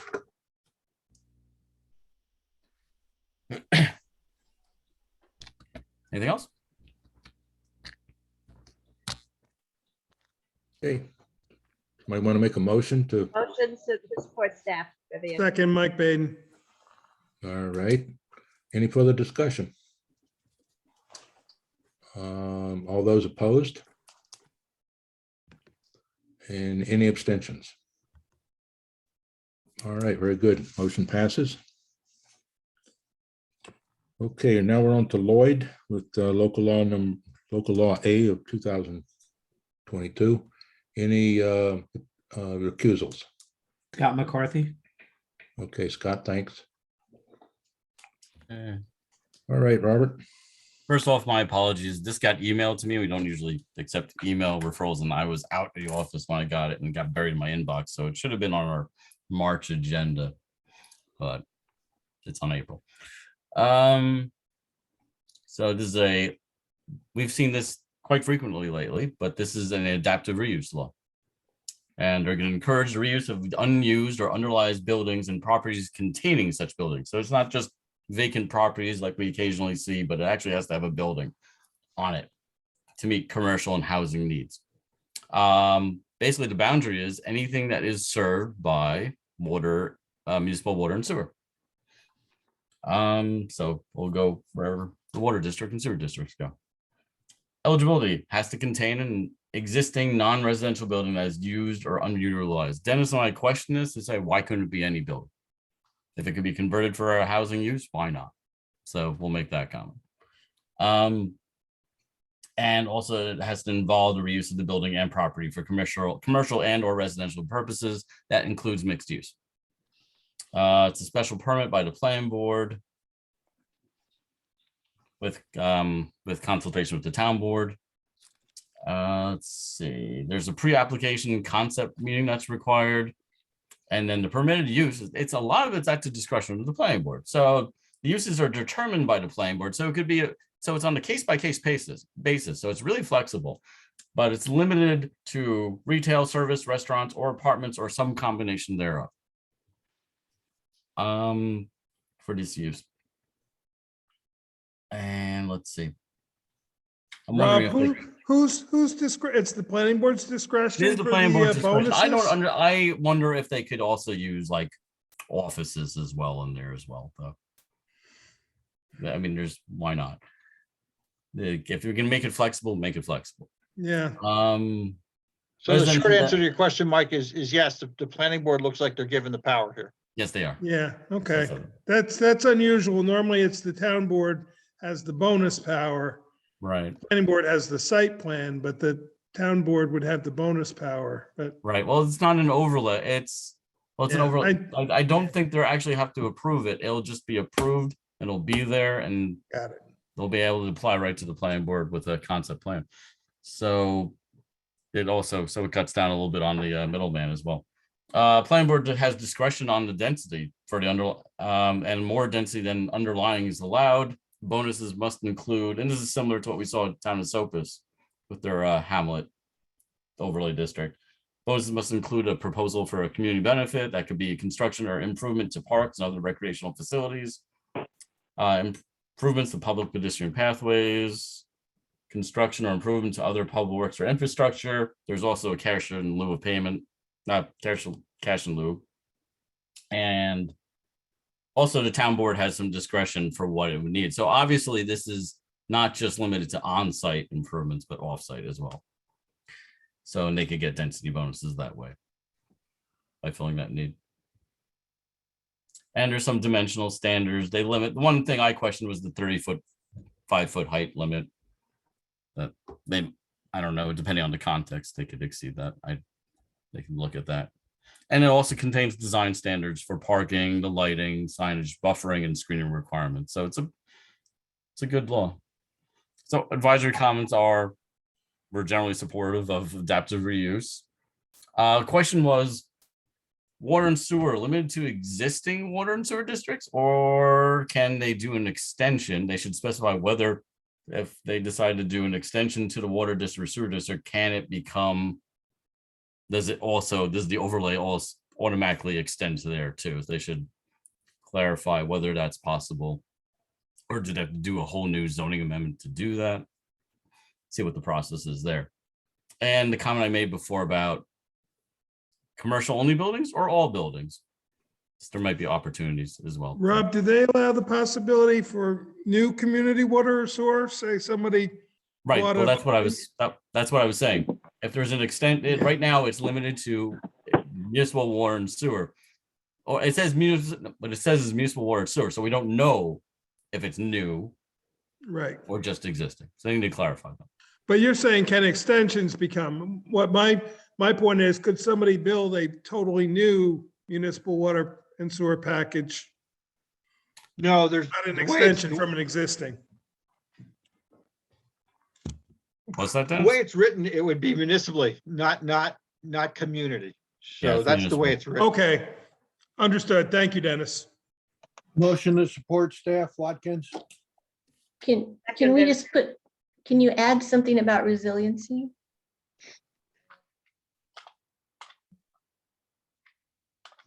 Or why not? We do it everywhere else. Yeah. Okay, you have a motion, have a second? I have a second, Vivian. Okay, thank you. Any further discussion?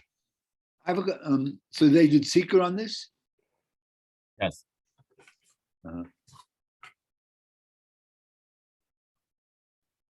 Okay. And all those opposed? And any abstentions? All right, very good. Motion passes. Okay, and we're on to Marbletown. Any recusals?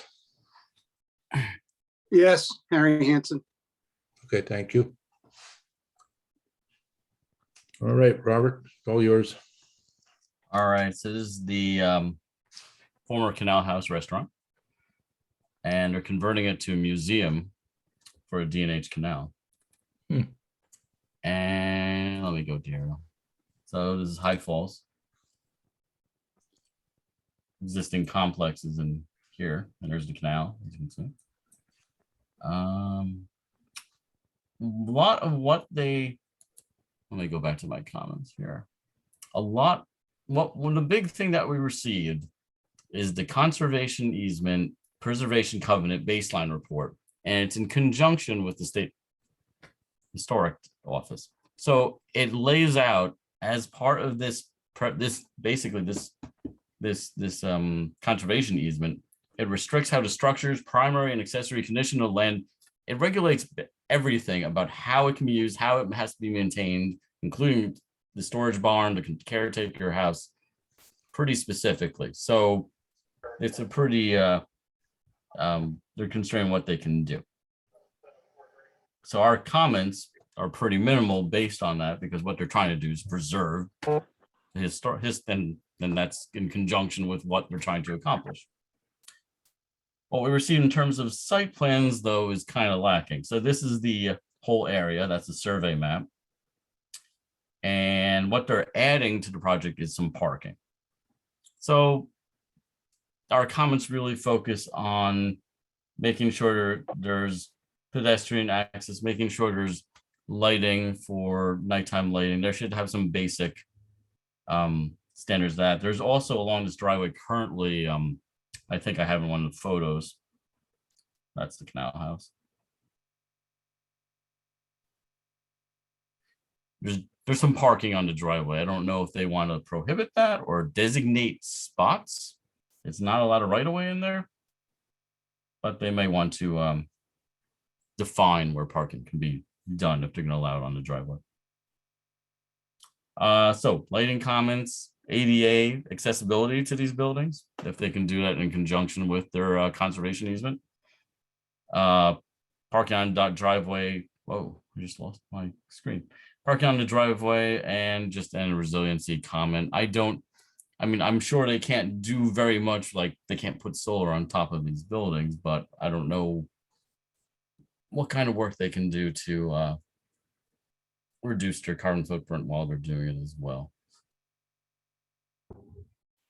Motion to accept staff recommendations. Who did the motion? McLaughlin. Second, McCarthy. All right, any further discussion? Okay, all those opposed? And any abstentions?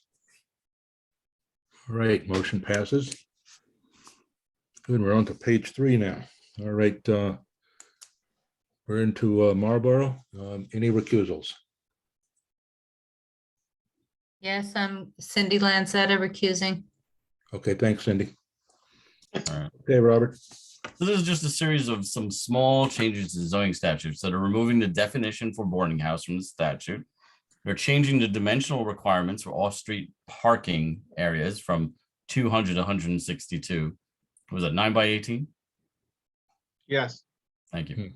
9 by 18. And also they're removing, they added this line to see where the quotes are in all zones except the C1. So currently the code says there has to be a minimum distance of 1.5 times the height of the structure where there are 2 or more structures in a single lot.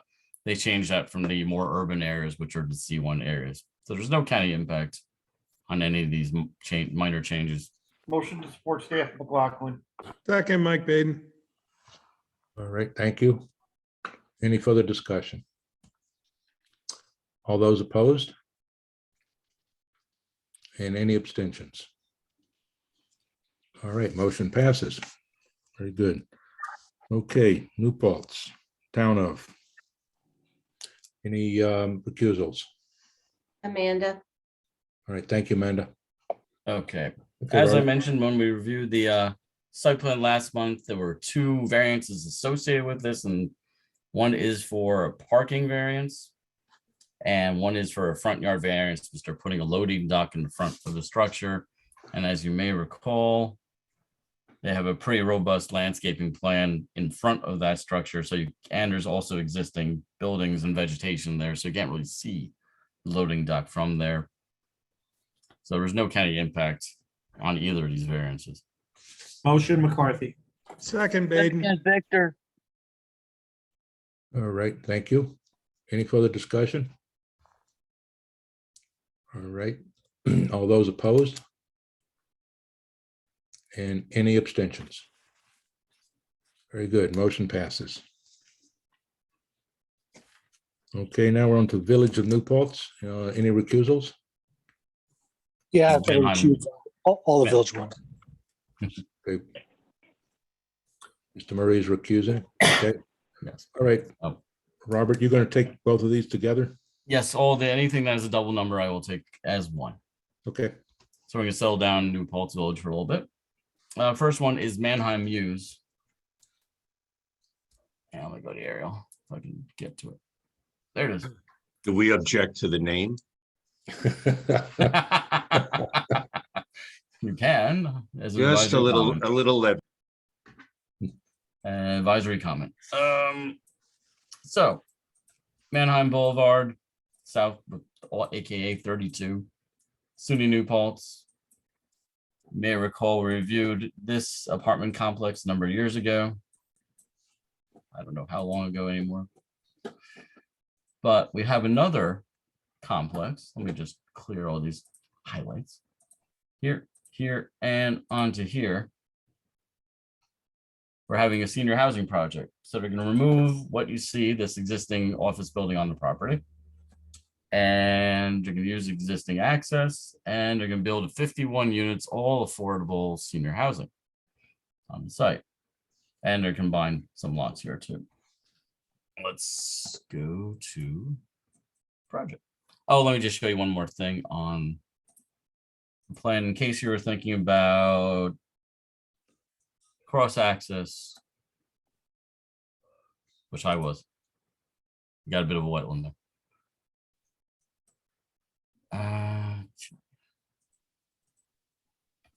So removal of existing building, new two-story building consisting of 51 senior residential affordable units. There will be a height variance that's necessary, but that height variance relates to the architecture of the structure, which will need to come back to us, but will ultimately be no county impact. I'll show you what that looks like in a bit. This is existing conditions. And that's what's proposed. So you have stormwater drainage on site, fire access wrapping around the entire structure. Lighting levels are good. Pedestrian access right to the existing street network sidewalks. Let's see what else we got. Lighting levels, full cutoff LED, lighting levels are good. Rob, I can't see who did the plan. Oh, Willingham.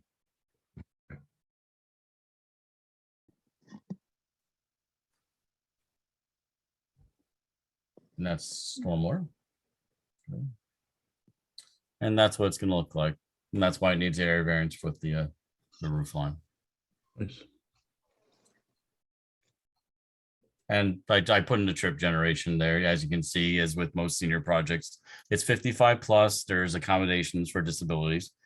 But you can see the trip generation is extremely low. Rob, are there sidewalks in the area that lead? Yeah, it connects into right the to it. town? Yeah. Okay. Yeah, let me. Thank you. I mean, you have the campus right next door, so Yeah, I just wasn't sure if there were sidewalks on that particular stretch. yeah. There's So you sidewalks can- on Manheim, but they're not in good shape. Thank you. They're But you can old. see that they're there. At least, and there is a crosswalk. It's there. There's more access there.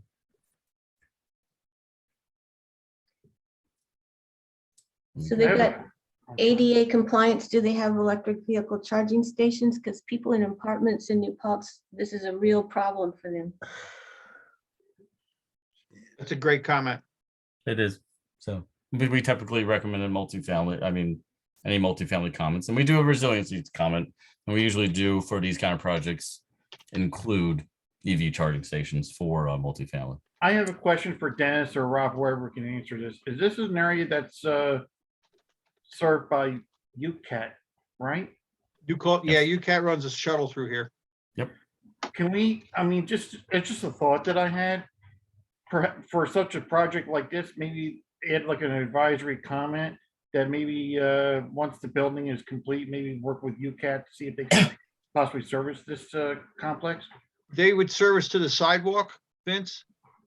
They won't go into these projects because they won't turn around at parking lots and stuff like that. Well, for So they'll- example, like, I'm sorry. They'd service to the sidewalk. That's just what they do.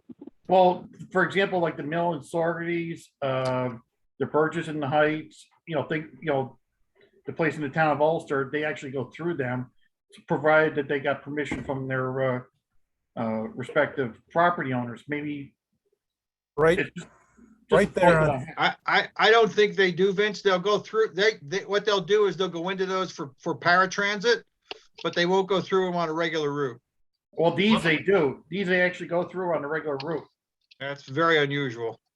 Well, if you look at the schedule, they go through them right now.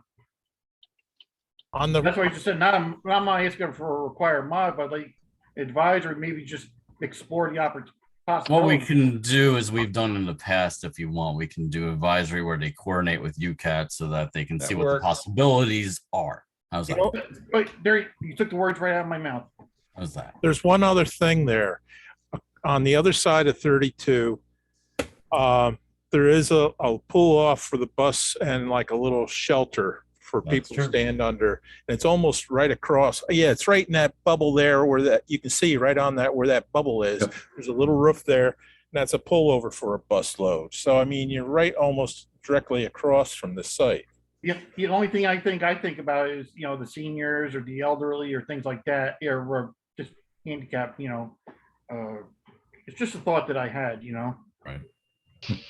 So I couldn't tell, I mean, I didn't look at it closely enough, but are they gonna have like elevators in the building? Yes. Okay, good. Well, I don't know, but the point being is that it's a code issue. Yeah. Motion to approve staff comments, Mike Baden. Second, Vivian. That includes that advisory one, right? Yes, it does. All right, thank you. Okay, any further discussion? Nope. Okay, all those opposed? And any abstentions? All right, motion passes. Okay. Again, Village of New Paltz, any recusals? Yeah, McLaughlin for reasons of employment. Okay. Any others? Mr. Murray. Murray still. Murray, yep, Murray still, okay. All right, And there's two numbers again as well. right. So it is existing Woodland Pond project. And as you recall from years ago when we did a review, they have these duplex units and they're going to be installing 3 more of them throughout the complex. And let me show you where. They're each 4 bedrooms, each roughly 3,000 square foot each. There's also a 55+ senior community. Okay, so, and there you have it. So you have 3 different points where these are being added to it. And that's a blow up of each one. Zoom in of each one, not blowing them up. Just so you know, these have garages and they have driveways. So the way they park is not parking spaces, but they park right at their driveways.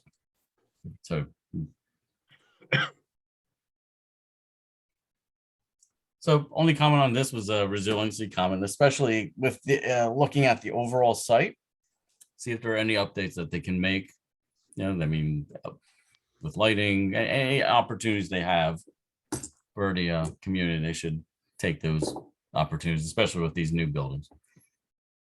Rob, where are these going to be located? So do you see that on the plan? Yes, You see those 3 boxes that are dotted out? yes, Yeah, yes. so that's them. So 1, 2, 3. So they're really just attached. So this is a road that goes to this one. There's another, this one's directly off the circle, and this one's back a ways. Motion to support staff. McCarthy. Second, Mike Baden. All right, very good. Any further discussion? Okay, all those opposed? And any abstentions? Oh, very good. Motion passes. Okay, still in Village of New Paltz. I assume, Mr. Murray, you're still recused? Yes, sir. Okay, thank you. All right, Robert, you got it. All right, so this is a existing office building that's going to expand, and it's about 1,400 expansion of existing. So let's go take a peek at it. So let me annotate here. Existing access. This is the building right here. There's some, you might not see it from here, but there's some topo changes in between. So cross access really isn't actually feasible at that location. Okay. But what we're getting, back to the PowerPoint. Okay. Go to that. So this is what you're designing here. So improved landscaping, path, access stays the same, parking, there's gonna be a new ramp that's ADA accessible associated with it. And the design is actually much more in keeping with the surroundings than what is actually there. I think I have, we saw that, I think, on the area. Yeah, that's what it looks like right now. So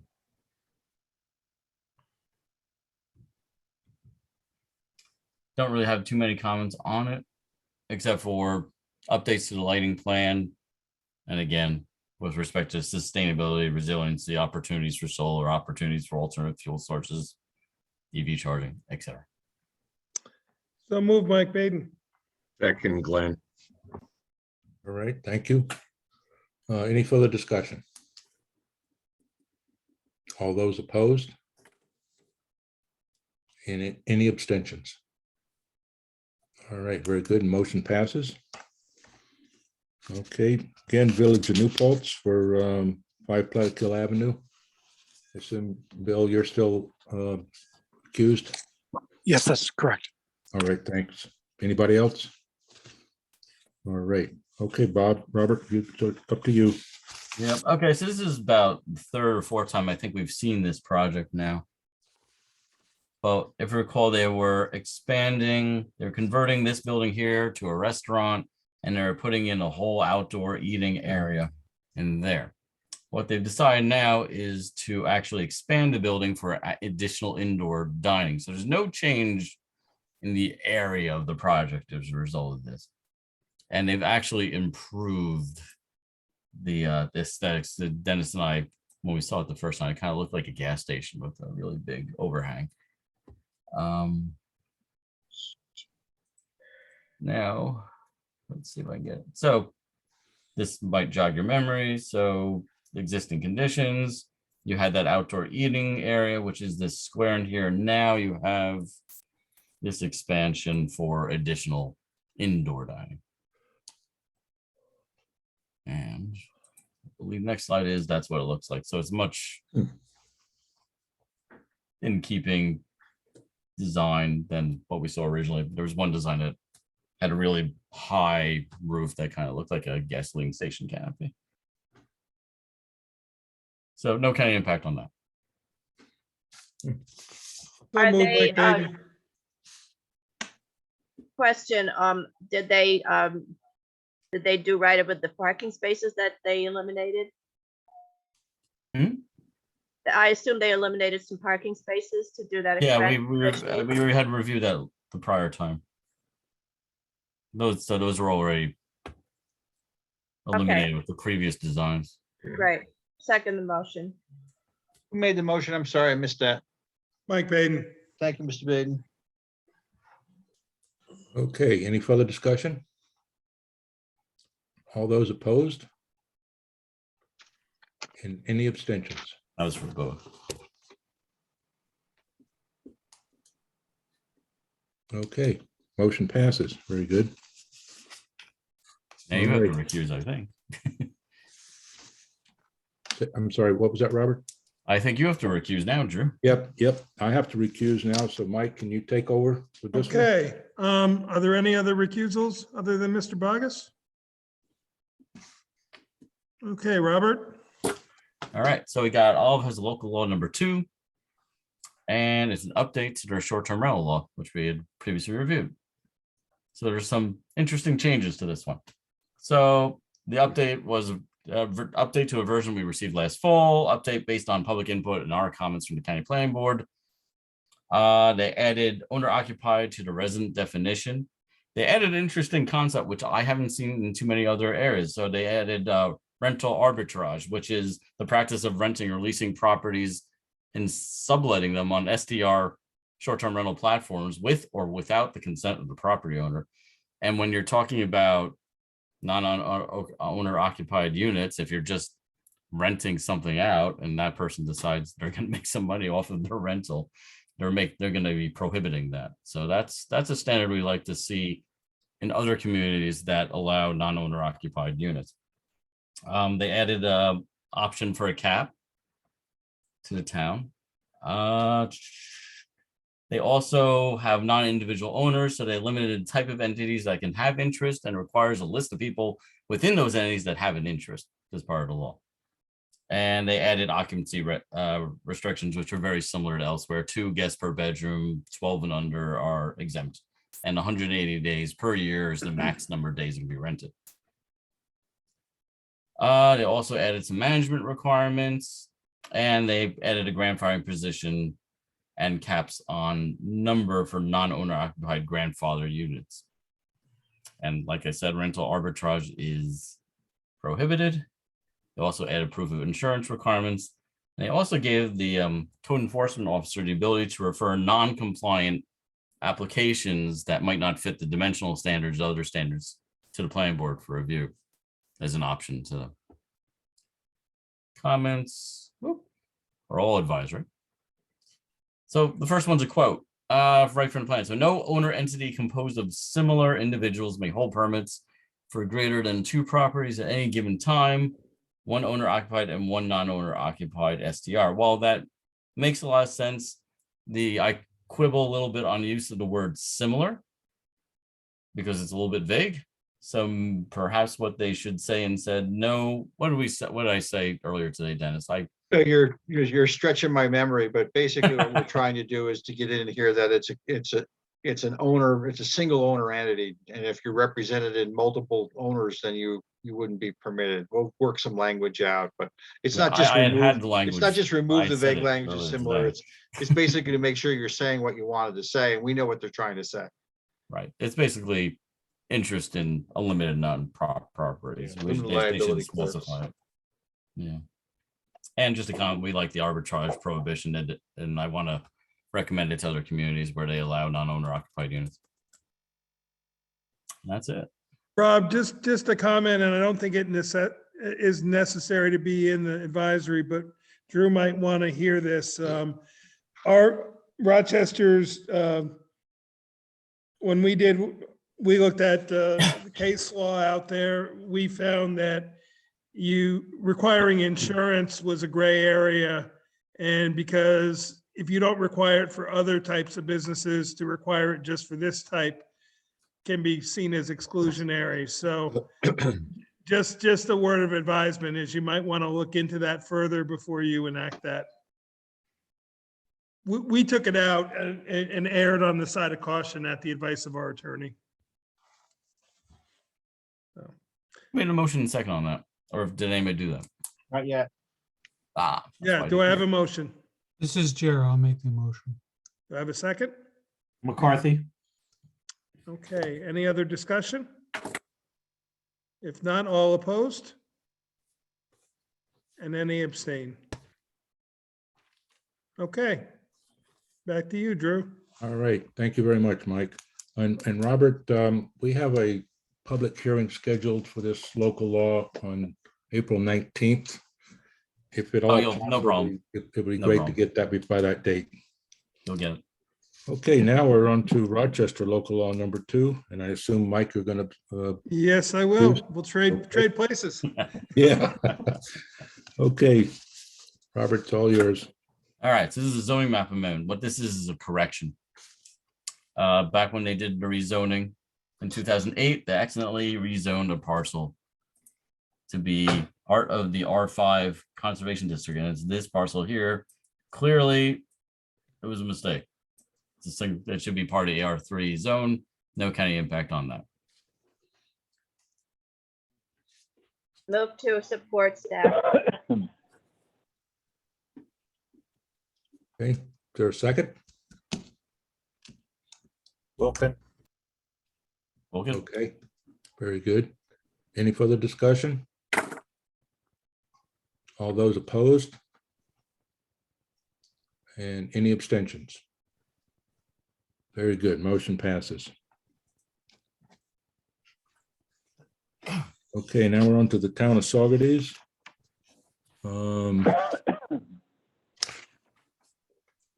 Any recusals? Okay, Robert, it's all yours. Okay, this is local law 3 of 2022. We saw this exact same law. Oh, it's not exact because it's slightly modified now, but we saw it in December. And include provisions for the CLI zone, a lot of specifications on business and accessory uses. We didn't have any comments on those back then. What we focused on was the cannabis establishment law, and things have changed in the town of Saugerties since then. So we reviewed it at our 12/21 meeting. And like I said, we had previous required modifications that required compliance in New York State cannabis permitting process and definitions for cannabis establishments. And we made an advisory comment about the distance requirements so that if they're going to allow cannabis establishments, they couldn't make them so strenuous as to prohibit them. So we made those comments. Now, what has changed since this law really is they made some changes to add landscaping and screening requirements and hours of operation requirements for cannabis establishments. They also added our comment. I had looked at the state law and said you only have one means of direct access to you can't have any side room access or back room access to these kind of establishments. They put that in the code. The big change is cannabis establishments are all prohibited in all districts now. They originally were special use permits. The town has opted out of the cannabis law. Now there is a petition in front of the I know there's a petition out there. I don't know what its status is or anything. So there is an option for it if they have enough signatures to get it on the ballot as a referendum for the town. And at that point, then if that passed, if the referendum worked, and I mean, if the petition worked and the referendum worked, then they'd have to change this. Otherwise, they would not be in compliance with the state law because they had eliminated, they had opted in, but they had eliminated them from the zone. So they'd have to opt back. They'd have to amend the zoning again. So no really comments on it, but our advisory comment will be able to note that the town has opted out, and I'll make my comment that if there is a referendum and it passes, they're gonna have to amend this again. And they know that. So Rob, yeah. My understanding is that they're close to enough signatures now, and the town board is planning on having the referendum coincide with the November elections. I had a hunch. I did some research online, but couldn't find the petition itself because I knew it's past the filing date for the petition, but I knew there was a strong movement up front. That's about all I could tell from what I could find. Yeah, I'm just going by what I was told by two members of the town board. So okay. Vince, you may want to tell them to look at the statute for the length of time. I don't believe if they get the signatures now, if they can wait till November, I think they have to do it within a certain number of days of the signatures. So what do you mean, like I want to 90 just days or tell them something to like that? double check the law. You know what? I'll look that up as part of your advisory comments if I can find that. Rob, I'll add that I to can, the thing. I can email you, look it up in election law, and the only reason Yeah. I know this is because there's a discrepancy between town law and election law, because Rochester went through it last year, and the election law supersedes the town law because it's more restrictive. Got it. Could you So- could you do me a small favor, and when you find that, could you email it to me? Thank you. Yeah, sure, Vince, no problem. No, so I just at least have it for reference. Yep, All right. absolutely. So just the advisory comment that I made. Motion So to moved, support, Mike Baden. second it, McLaughlin. All right, very good. Any further discussion? All those opposed? And any abstentions? All right, very good. Motion passes. And I'll relay that to the supervisor tomorrow morning, Mike, thank you. Good. All right. Again, Town of Saugerties, the STR law, any recusals? Okay, very All right. good. Okay, So Robert. this is the town authority's first crack at a short-term rental law. And it feels a lot like some of the early versions of the short-term rentals we saw from other municipalities right now. So we're hopefully we'll see some other changes. So what they're doing is a little different. They're going to create a separate chapter just for it, short-term rentals. But there does include a revision to the zoning statute in there for bed and breakfast dwellings. So qualifications has to be only single family homes, 2-family homes, and permitted accessory apartments. Only the property owner is allowed to register a short-term rental. It's not transferable. They have the yearly fire safety. There's a lot of standard stuff in here. They have to register with the county. There's some quality of life and safety protocols that they have in there. There's a strong enforcement violation section, and they do have an 120-day period for existing the grandfather clause, so that they can file for a permit. And they also require a designated host within 15 miles. Usually we see 10, but they use 15. 24-hour availability. Comments.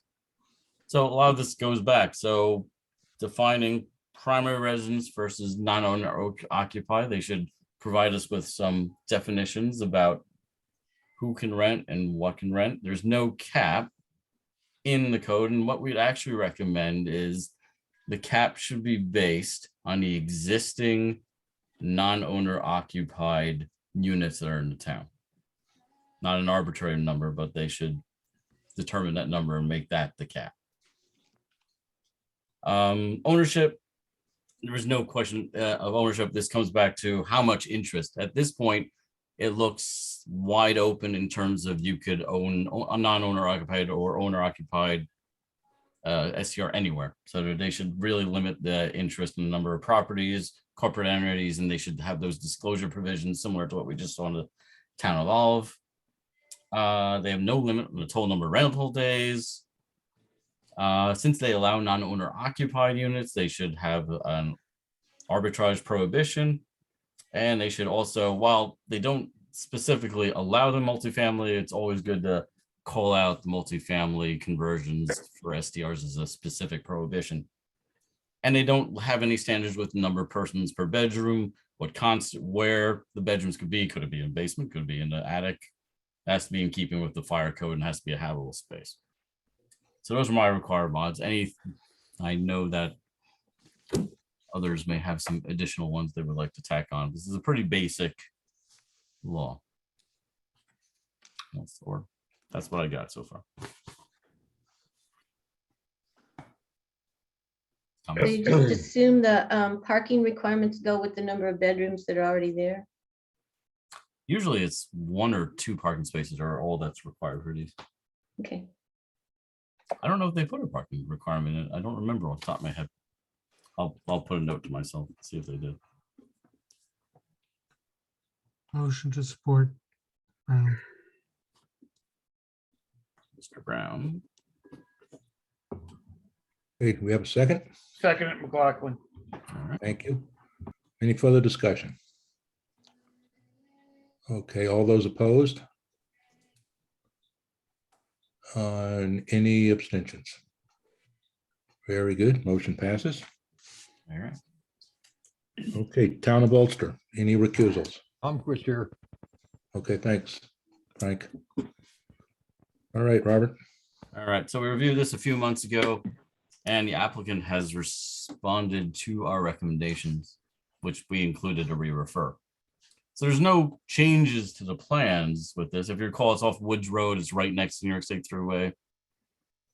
Let's see. I have responses from the fire chief who says they're fine with access to it. They have an application in hand for floodplain development, so that response to that comment. Let's see. And then guys, there's other responses as well. So as you recall, that's it. I don't know if we brought this up as well. We mentioned the barn the last time. The barn was demolished by permit before the application was before the town board. So it was legally removed. We're not happy about it, but it was legally removed. But they still have, they are, and let me go to the comments. Note to all board members, if your building department is issuing demolition permits without checking to see whether the structure is historic, you should change that process. So what this is, we see before us is our recommendations last time, and in yellow is the applicant's responses. So they didn't do any visuals from the throughway, but as we discussed at the meeting, the adjacent neighbors have a slope and are treed, so their views are minimal to no impact, and it's only visible from a small amount of the throughway. As you saw, we have a process application for a floodplain permit. The applicant is in process of conducting a phase 1A and phase 1B archaeological on the site. So did take that. They're also in process of doing a study for bats and tree clearing, and that will be in conjunction with DEC. They're not providing wildlife friendly fencing, but due to the variations in the grades and elevations of the property, it will allow for 12-inch high corridors under perimeter fencing, which is essentially a wildlife friendly fence anyway.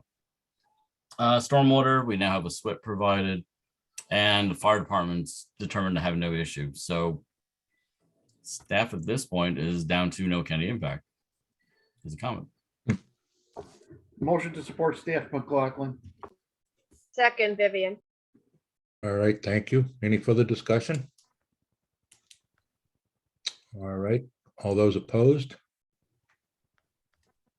And any abstentions? All right, very good. Motion passes. And last but not least is Warsing. Excuse me, any recusals? Okay, Robert. All right, so 209, we've reviewed this particular application for self-storage a number of times and actually ended up doing a really good job on it. So now what we got, right next door, three more units, and they need several different variances. Access, just so you know, will be through the existing point of access, no new points of access. Let me go to the that. Okay, so you have a side yard variance for existing commercial garage, side yard variance for a single family dwelling, minimum lot size for 2 acres to 0.53 acres, maximum lot coverage, an expansion of the existing self-storage to the east will share access. Let's see. So that's existing conditions. To the east, northeast is where the existing self-storage is. That's what they're proposing. No county impact on 3 additional self-storage units. Motion McCarthy, to, motion. Okay, who seconded that? I'll Vivian. second it. I got McCarthy and Moulton. Does that work for everybody? That works fine. Aye. All right, any further discussion? All those opposed? And any abstentions? All right, motion passes. We're done.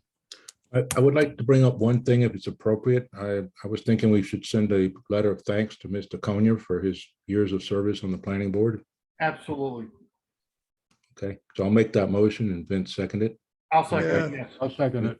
Thank you, Drew. I was gonna say the exact same thing. I don't know how many years he was on the board, but we certainly are gonna miss him. Yes. He did a Especially lot when of good. He put a lot of time and effort and energy into the board and did a lot. we're going to have to find somebody else that does the seconds on motions. Oh, Vivian did a good job of that. Yes.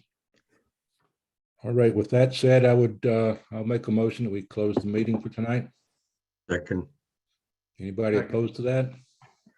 Not at all. All right, good. Hopefully next month we meet in person somewhere.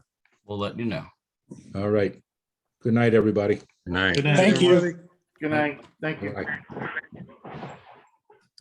Stay well. Mm.